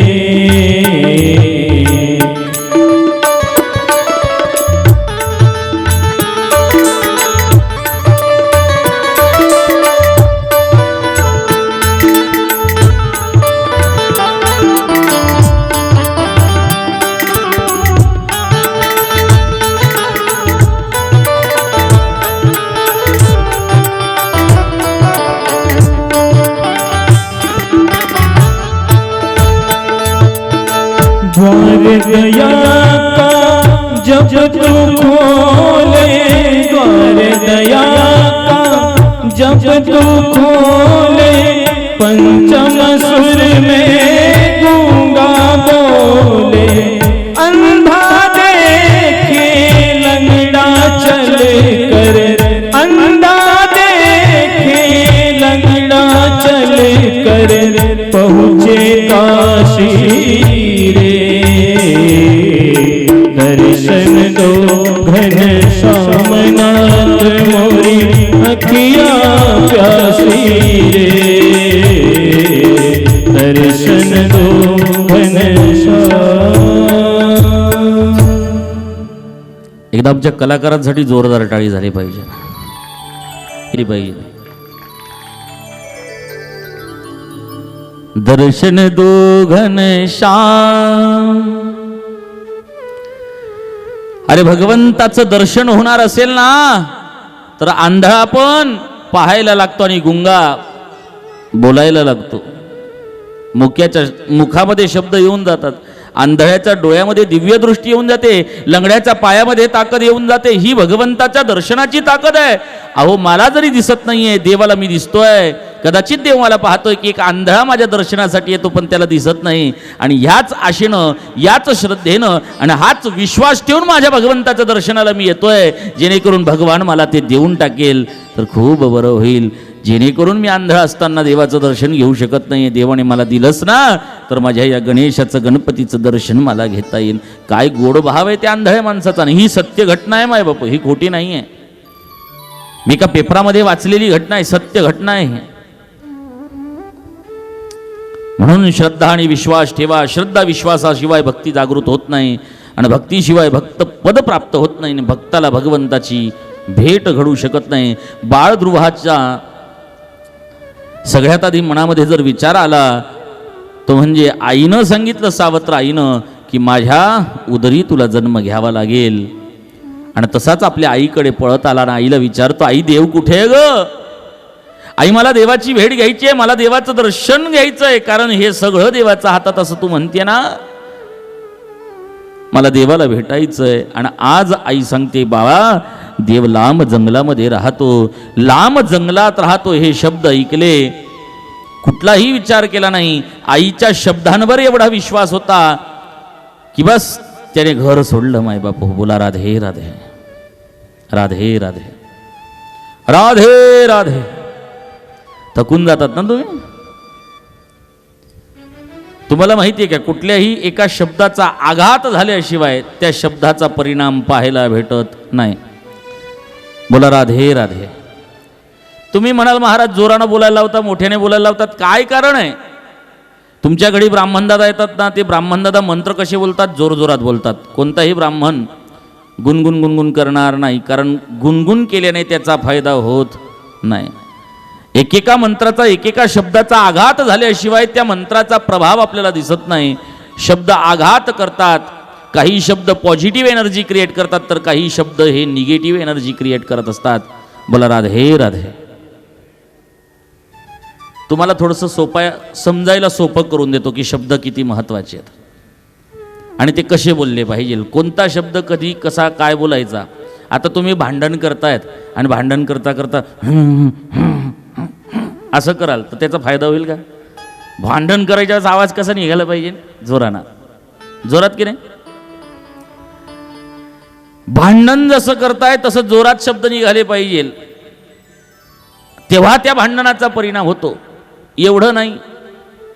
कोणाचा शब्दाचा काय परिणाम होतो ते तुम्हाला सांगतो. आपल्या घरामध्ये मुलगं पोरगं टी व्ही बघतंय आणि टी व्ही बघणाऱ्या पोराला बाहेरून आल्यानंतर आपण सांगितलं, बेटा ग्लासभर पाणी आणून दे रे, खूप थकलोय मी. पोरग टीव्ही पॉज करेल, जे चालू असेल ते थांबवेल आणि आधी काय आणून देईल. आणि त्याच पोराला सांगितलं, ए समजते का, पाणी आणून दे मला. पोरगा टीव्ही जवळून उठणार, त्याला काहीच फरक पडत नाही. गरज असेल तर घेऊन घ्या, संताप करायची गरज नाही. शब्दाचा परिणाम, प्रेमाने बोलाल काम लगेच होईल, मोठ्यानं बोलाल तर पोरगा सुद्धा ऐकत नाही. म्हणजे एका शब्दाचा परिणाम एवढा होऊ शकतो मायबाप हो. तर ते शब्द कसे असले पाहिजे, ज्या शब्दाला आघात करायचा आहे त्या शब्दाला आघातानंच बोललं पाहिजे. म्हणून राधे राधे बोलताना कसं बोलावं, दोघा हात वरती करून राधे राधे. वाह, किती गोड वाटतं बरं. मग जेवढी प्रसन्नता इथे जाणवेल तेवढी प्रसन्नता लग्नाच्या मंडपात जाणवत नाही. लग्नाच्या मंडपात शांत बसू शकतात तुम्ही, लग्नाचा मंडपात मांडी वाळून 2-3 तास बसू शकतात तुम्ही, लग्नाचा मंडपात शांत बसून कोणाचं काही ऐकू शकतात. दादा मंगलाष्टक बोली रा हाई आपणू काम चालू. पण या मंडपाची ताकद अशी आहे की 3 तासापर्यंत ज्याला गुडघ्याचा त्रास तो पण शांत बसून कथा ऐकू शकतो. ही या नामस्मरणाच्या वलयाची ताकद आहे. या ठिकाणी पॉझिटिव्ह एनर्जी असते मायबाप हो. पहिल्या दिवशी ग्रंथ नसताना या मंदिराची पॉझिटिव्ह एनर्जी चेक केली असती आणि आजची एनर्जी चेक केली तर याच्यामध्ये तफावत जाणवते मायबाप हो. आधी फक्त मंडप होता, भगवान आल्यानंतर मंडपाचं मंदिर होऊन गेलं आहे. हे काय झालंय, मंदिर. मंदिरात गेलं तर तासन तास बसून राहावंसं वाटतं, कारण त्या ठिकाणी पॉझिटिव्ह एनर्जीज क्रिएट होतात, शांती मिळते. ती शांती स्मशानात पण असते, पण स्मशानातली शांती फक्त 2 मिनटं आराम देते, नंतर बैचेन व्हायला लागतो मनुष्य. कारण तिथे शांती ही निगेटिव्ह एनर्जीतनं निर्माण झालेली असते आणि मंदिरातली शांती ही पॉझिटिव्ह एनर्जीतनं निर्माण झालेली असते मायबाप. म्हणून हा मंडप नाही तर हा देवालय होऊन जातो, हा मंडप मंदिर होऊन जातो. अशा परमपावन असणाऱ्या भगवंताच्या या भगवत कथेमध्ये श्रद्धा आणि विश्वासाचं स्वरूप असणारी ही कथा श्रद्धा विश्वास ठेवूनच आपण ऐकली पाहिजे मायबाप हो.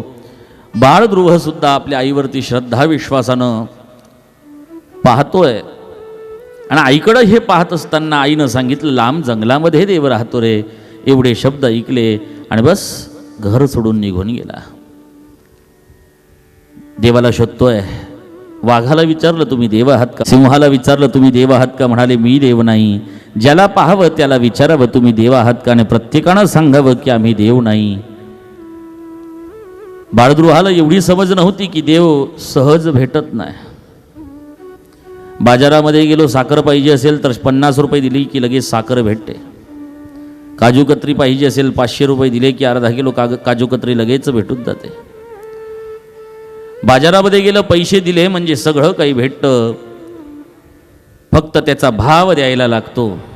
योग्य भाव द्या. काजू कतरी 500ची आहे आणि तुम्ही 400 रुपये दिले आणि तुम्ही सांगितलं अर्धा किलो काजू कतरी मला पाहिजे, तो द्यायचा नाही, कारण त्याला योग्य भाव भेटत नाही. तसं देवही एक दुकानदार आहे. दुकानदाराकडं दुकानात भाव जोपर्यंत देवासमोर दिसत नाही तोपर्यंत देव ते प्राप्त होऊ देत. मला पाव देव काही बाजारचा भाजीपाला नाही रे. मनी नाही भाव मने देव, मनी नाही भाव मने देव मला पाव. देवा शान पावायचा नाही रे. देव बाजारचा भाजीपाला नाही रे. देव बाजारचा भाजीपाला नाही रे. मनी नाही भाव मने देव मला पाव. मनी नाही भाव मने देव मला पाव. देवा शान पावायचा नाही हो. देव बाजारचा भाजीपाला नाही हो. देव बाजारचा भाजीपाला नाही हो.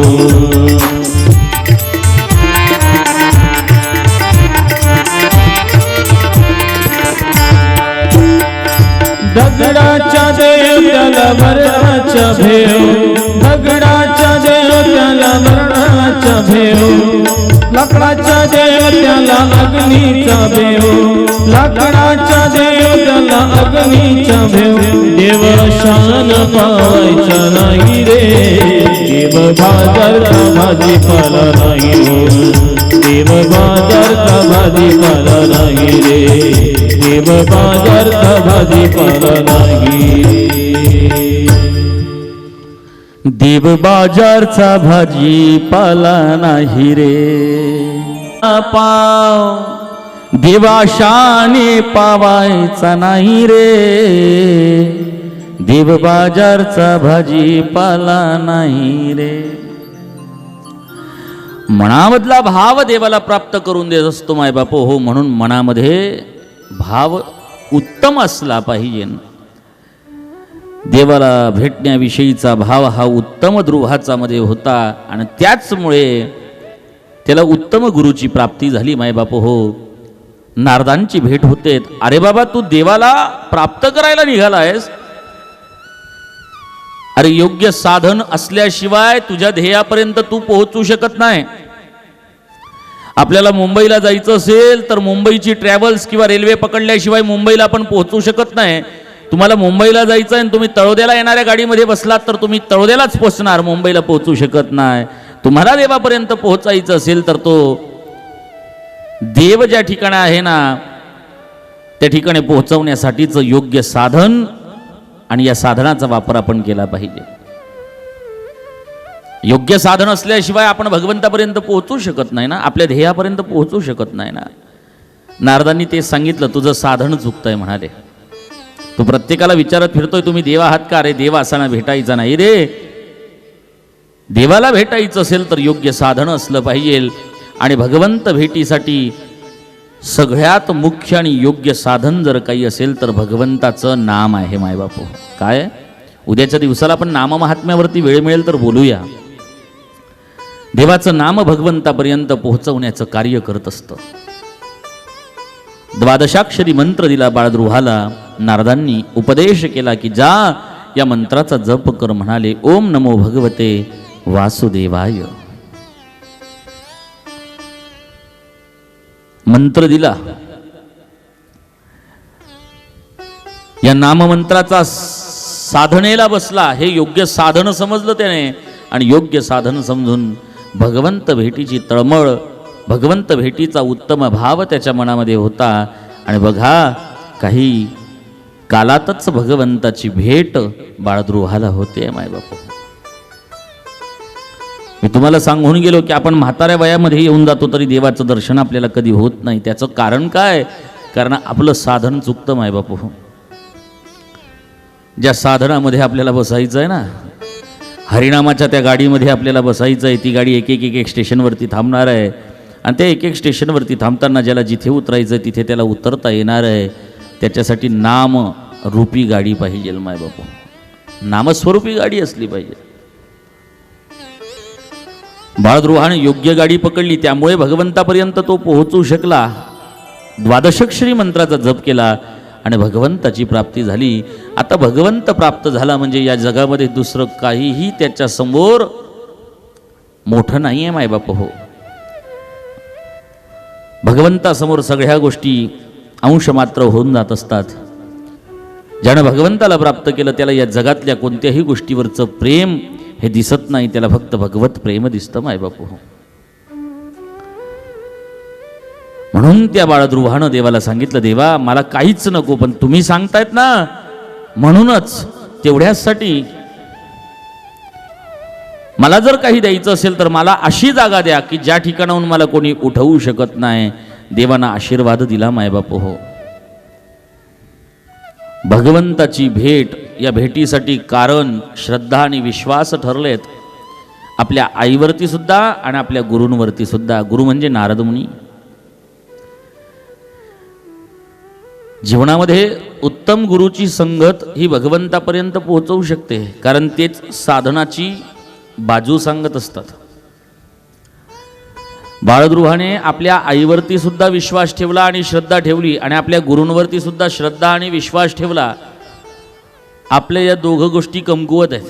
आपला आपल्या आईवरती जास्त विश्वास राहत नाही आणि श्रद्धा तर मुळीच नसते. खरं आहे का? नाही हो, आईवर जेवढा विश्वास तेवढा या जगात कोणाचवर नाही आहे. हां, आई रोज स्वयंपाक तयार करून देते आणि तो आपण रोज खातो. कधी विचार केला आहे का एखाद्या दिवशी आईने जर आपल्या खाण्यामध्ये विष मिळवून दिलं तर? नाही हो, माझ्या आईवर माझा पूर्ण विश्वास आहे की आई मला असं काहीही खाऊ घालणार नाही. विश्वास.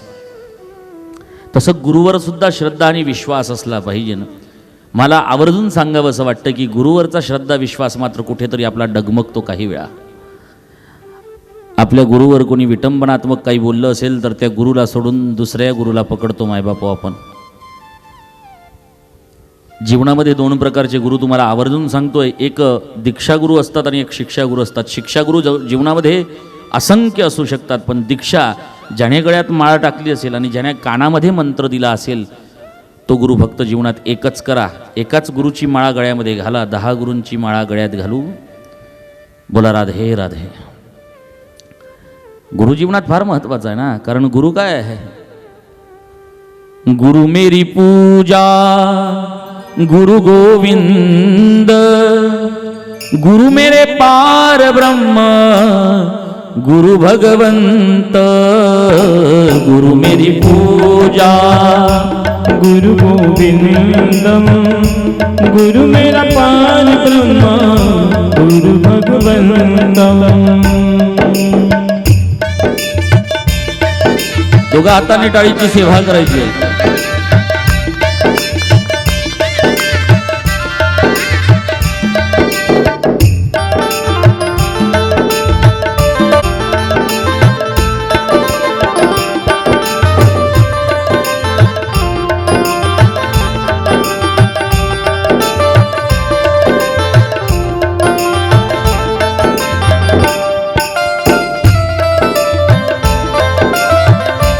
गुरु मेरा देव अलग भेव,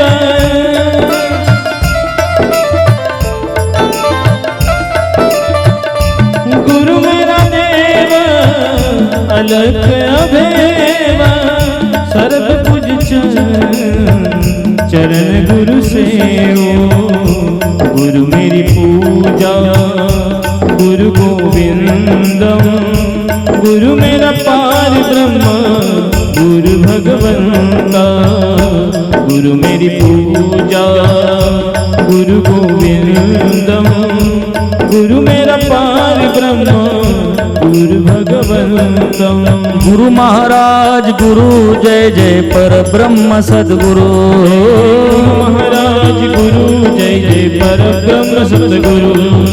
गुरु महाराज गुरु जय जय पर ब्रह्म सद्गुरु. महाराज गुरु जय जय पर ब्रह्म सद्गुरु. गुरु महाराज गुरु जय जय पर ब्रह्म सद्गुरु. महाराज गुरु जय जय पर ब्रह्म सद्गुरु. गुरु महाराज गुरु जय जय पर ब्रह्म सद्गुरु. महाराज गुरु जय जय पर ब्रह्म सद्गुरु. जय जय गुरु महाराज गुरु जय जय पर ब्रह्म सद्गुरु. जय जय गुरु महाराज गुरु जय जय पर ब्रह्म सद्गुरु. गुरु महाराज गुरु जय जय पर ब्रह्म सद्गुरु. गुरु महाराज गुरु जय जय पर ब्रह्म सद्गुरु. गुरु महाराज गुरु जय जय पर ब्रह्म सद्गुरु. गुरु महाराज गुरु जय जय पर ब्रह्म सद्गुरु. बोलिए सद्गुरुनाथ भगवान की जय. जीवनामध्ये दोन प्रकारचे गुरु तुम्हाला सांगितले. एक शिक्षागुरु, दुसरा दीक्षागुरु असतो. दीक्षागुरु जीवनामध्ये एकच असतो आणि शिक्षागुरु मात्र असंख्य असू शकतात.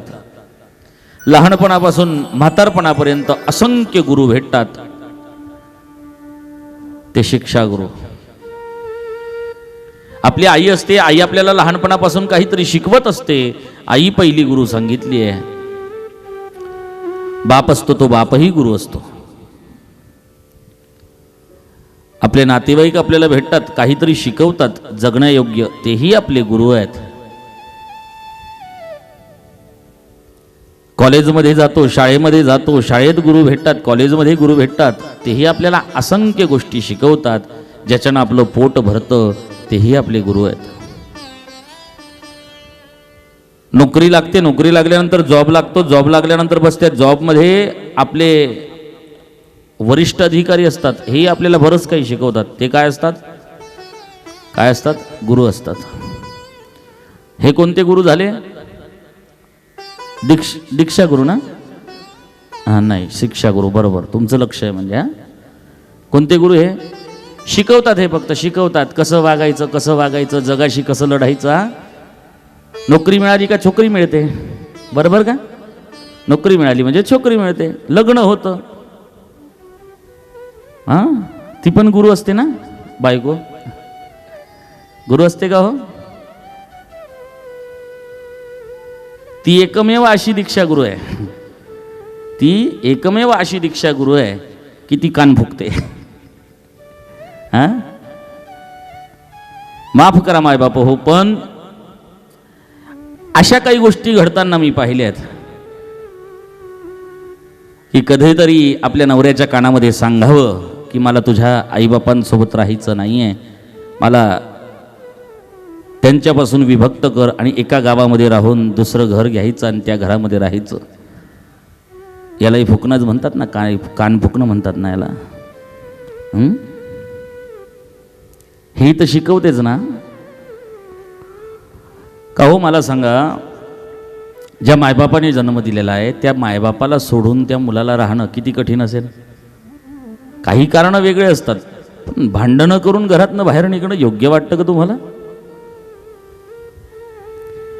आयुष्यभर जी मायबाप आपल्या मुलाचा सुखी आयुष्यासाठी झटतात, त्या मायबापाला एकटं सोडून बस बाजूलाच, घराच्या बाजूलाच असो किंवा समोर असो, रूम करायची आणि बापाशी आईशी बोलायचं नाही, अशी परिस्थिती बऱ्याचशा घरांमध्ये मी पाहिली आहे. ती गोष्ट मात्र माणसाला खटकते मायबाप हो. मला असं वाटतं अशी गुरु असेल ना तर त्या गुरुला धिक्कारलं पाहिजे. ही फार कठीण गोष्ट आहे मायबाप हो, फार कठीण गोष्ट आहे. काही काही घरांमध्ये तर अशी परिस्थिती होऊन जाते, दोन भाऊ असतात, ते दोघं भाऊ आपल्या या गुरुचं ऐकून मायबापाला विभक्त करतात. बाप इकडे राहतो आणि आई इकडे राहते, कारण समोरासमोर दोघं भाऊ भाऊ राहतात ना, समोरासमोर राहतात आणि तिथे मध्ये अशी मोठी लक्ष्मण रेषा असते. आईला सांगितलं जातं तू माझ्यामध्ये राहते ना, त्याच्याकडे जायचं नाही, त्याच्याकडे गेली तर मग माझ्या घरात पाय ठेवायचा. बापालाही तो पोरगा सांगतो तुम्ही त्याच्या घरात जायचं नाही, तुम्ही जर गेले तर माझ्या घरात परत फिरून यायचं. मग बाप इकडच्या ओट्यावर, आई तिकडच्या ओट्यावर एकमेकांकडे बघतात. मायबाप हो, आयुष्य सोबत व्यतीत करायचं ठरवलेलं असतं. म्हातारपणामध्ये त्यांना आपण बागवान फिल्म पाहिल्यानंतर ह्या सगळ्या गोष्टीची प्रचिती येते मायबाप हो. हां, समोरासमोर असताना सुद्धा एकमेकांशी भेटू शकत नाही मायबाप हो. ते बागवान पिक्चरमधलं ते गाणं मला फार आवडतं मायबाप हो. त्याच्यामध्ये स्पष्ट लिहिलं आहे, बागवान घरातल्या कर्त्या माणसाला, बापाला आणि आईला एका माळ्याची भूमिका दिली जाते मायबाप हो. माळी जसा आपल्या बागेतल्या फुलांना स्वतःचा मुलासारखं सांभाळतो ना, तसंच ते मायबाप सुद्धा आपल्या मुलांना, आपल्या मुलींना फुलासारखं सांभाळत असतात मायबाप हो. ते गीतामध्ये सुंदर सांगितलंय की बागो के हर फूल को अपना समझे बागबा. प्रत्येक फुलाला आपलं समजतो. तसं घरात 4 मुलं असतील तर त्यांच्यामध्ये कधी भेदभाव करत नाही. आणि ही 2 मुलं आईवडिलांमध्ये भावाभावात भेदभाव करताना आईवडिलांना विभक्त करतात मायबाप हो. मग असे आईबाप कुठे भेटतात? मग हा इकडे जाऊ शकत नाही, तो तिकडे येऊ शकत नाही. मग अशा वेळेस ते मंदिरावर भेटतात बिचारे म्हातार वयामध्ये. तासन तास मंदिरावरती बसून राहावं, एकमेकांशी गप्पा गोष्टी करावं. त्यांना मार्ग काय मायबाप हो? अशी परिस्थिती फार कठीण होऊन जाते. कठीण परिस्थिती मायबाप.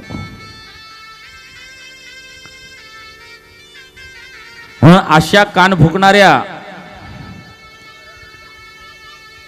वृत्तीमध्ये जर कोणीतरी श्री बसत असेल तर तिचा धिक्कार केला पाहिजे मायबाप. मला ते गाणं आठवतं मायबाप हो. मी लहान असताना एकदा कॅसेटवर ऐकलं होतं, मला नंतर ते गाणं कुठेच ऐकायला भेटलं नाही. त्याच्यातले शब्द मला फार आवडले होते मायबाप हो. सुनेविषयीचं सासू सासऱ्यांनी सांगितलेलं सत्य त्या गाण्यामध्ये दिसलं होतं मला.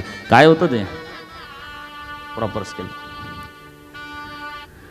माझी लाडाची सुनेबाई, माझी लाडाची सुनबाई, काय सांगू तिची नवलाई, काय सांगू तिची नवलाई. नवऱ्याच्या कानात सांगे तुमची आई बाप पाहिजेल नाही. नवऱ्याच्या कानात सांगे तुमची आई बाप पाहिजेल नाही.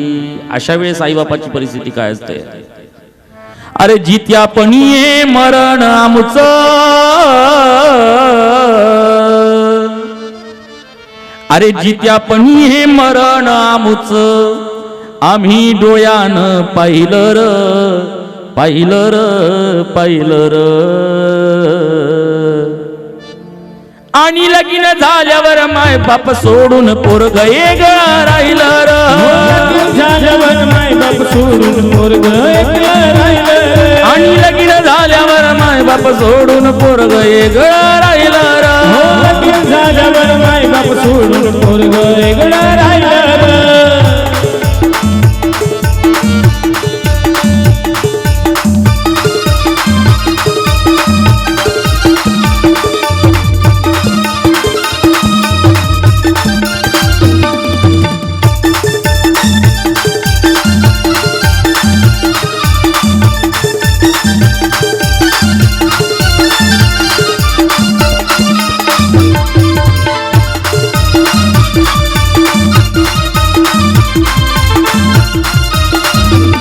माझी लाडाची सुनबाई, काय सांगू तिची नवलाई. ओ माझी लाडाची सुनबाई, काय सांगू तिची नवलाई. नवऱ्याच्या कानात सांगे तुमची आई बाप पाहिजेल नाही. नवऱ्याच्या कानात सांगते तुमची आई बाप नाही. जित्यापणी हे मरण आमचं, जित्यापणी हे मरण आमचं, जित्यापणी हे मरण आमचं, आम्ही डोळ्यानं पाहिलं र, पाहिलं र, पाहिलं र. आणि लगीन झाल्यावर माय बाप सोडून पोरग एकला राहिलं र. लगीन झाल्यावर माय बाप सोडून पोरग एकला राहिलं. आणि लगीन झाल्यावर माय बाप सोडून पोरग एकला राहिलं र. लगीन झाल्यावर माय बाप सोडून पोरग एकला राहिलं. माझी लाडाची सुनबाई. ही परिस्थिती आहे माय बाप. काही काही ठिकाणी पाहायला मिळतं बरं का, हे बऱ्याचशा ठिकाणी, काही काही नाही म्हणता येणार, बऱ्याचशा ठिकाणी पाहायला मिळतं. काही कारण असेल तर वेगळी गोष्ट आहे, पण भांडणं करून निघणं म्हणजे फार कठीण गोष्ट आहे माय बाप हो, फार कठीण गोष्ट. अशा म्हातारवयामध्ये मायबापाला अशा परिस्थितीमध्ये सोडणं म्हणजे फार लज्जास्पद गोष्ट आहे माय बाप. एकदा आमची निझरला कथा होती आणि त्या कथेतनं आमचे नारायण भाऊ पण माझ्यासोबत होते. एका गावाला आम्हाला कीर्तनाचं आमंत्रण होतं. त्या कीर्तनाला आम्ही गेलो. आता ते कीर्तन होतं 10व्याचं. म्हातारे बाबा वारलेले होते. आता म्हातारे बाबांचं कीर्तन आहे म्हटल्यावरती मायबाप या विषयावरती आपण बोललं पाहिजे असा मानस करून मी विचार करून गेलो. तिथे गेलो, बसलो, 5-10 मिनटं त्यांची माहिती घेतली. तेव्हा माहीत पडलं. म्हटलं किती पोरं होते? म्हणाले 6 पोरं. 6 पोरं महाराज. म्हटलं असं का? शेतीवाडी? म्हणाले प्रत्येकाला वाटून वाटून 10-10 एकर आली आहे. मग 10-10 एकर आली तुम्हाला? अरे वा. म्हटलं कोणामध्ये राहत होते? आई पप्पा मायबाप. महाराज आमना कोणामाच राहावानं आवडणं नाही म्हणे तेसले. ते अलग राहत म्हणे. अलग काय सांगितलं? वेगळे राहायचे म्हणाले ते. मला एवढा मोठा प्रश्न पडला की आता बोलायचं काय या कीर्तनात. हां, ज्यांचे मायबाबच वेगळे राहतात 6 पोरं असून सुद्धा, आता ह्या 6 पोरांनी मिळून कीर्तन ठेवलं.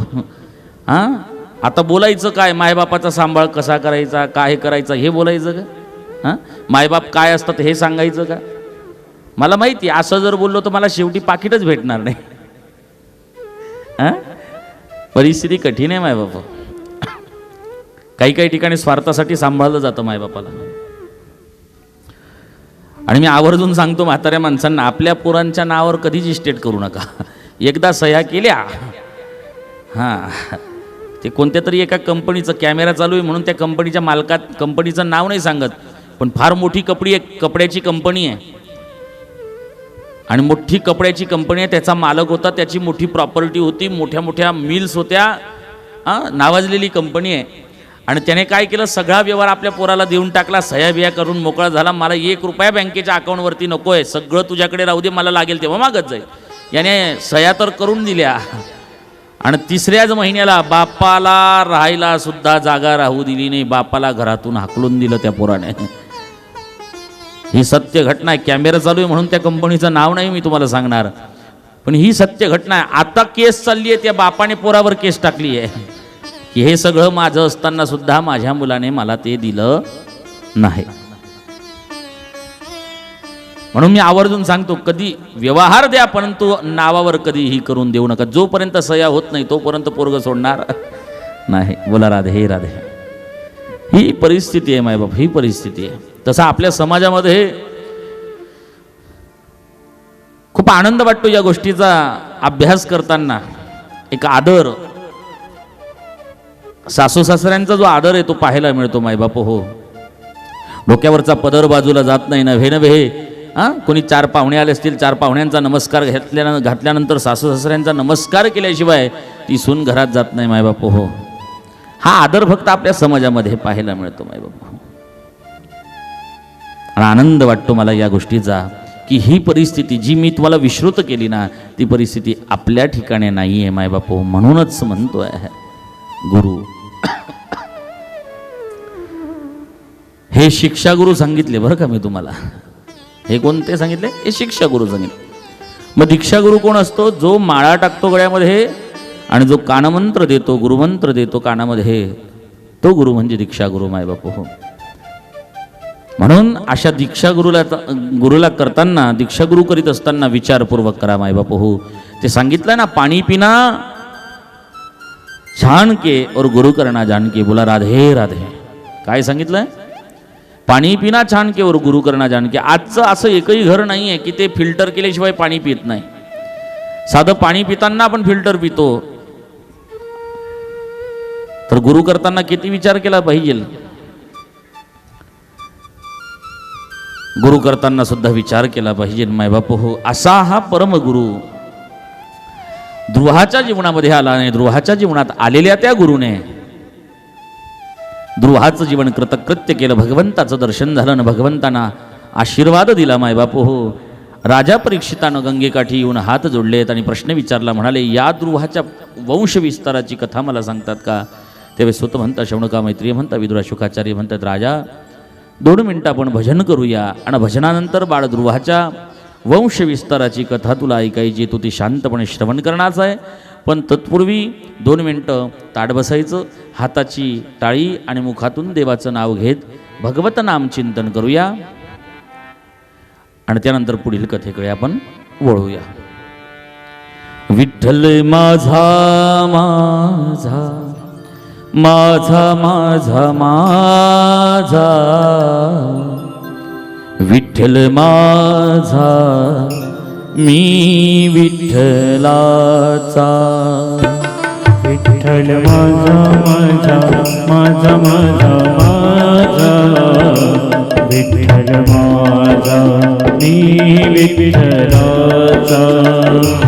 ओ विठ्ठल माझा मी विठ्ठलाचा.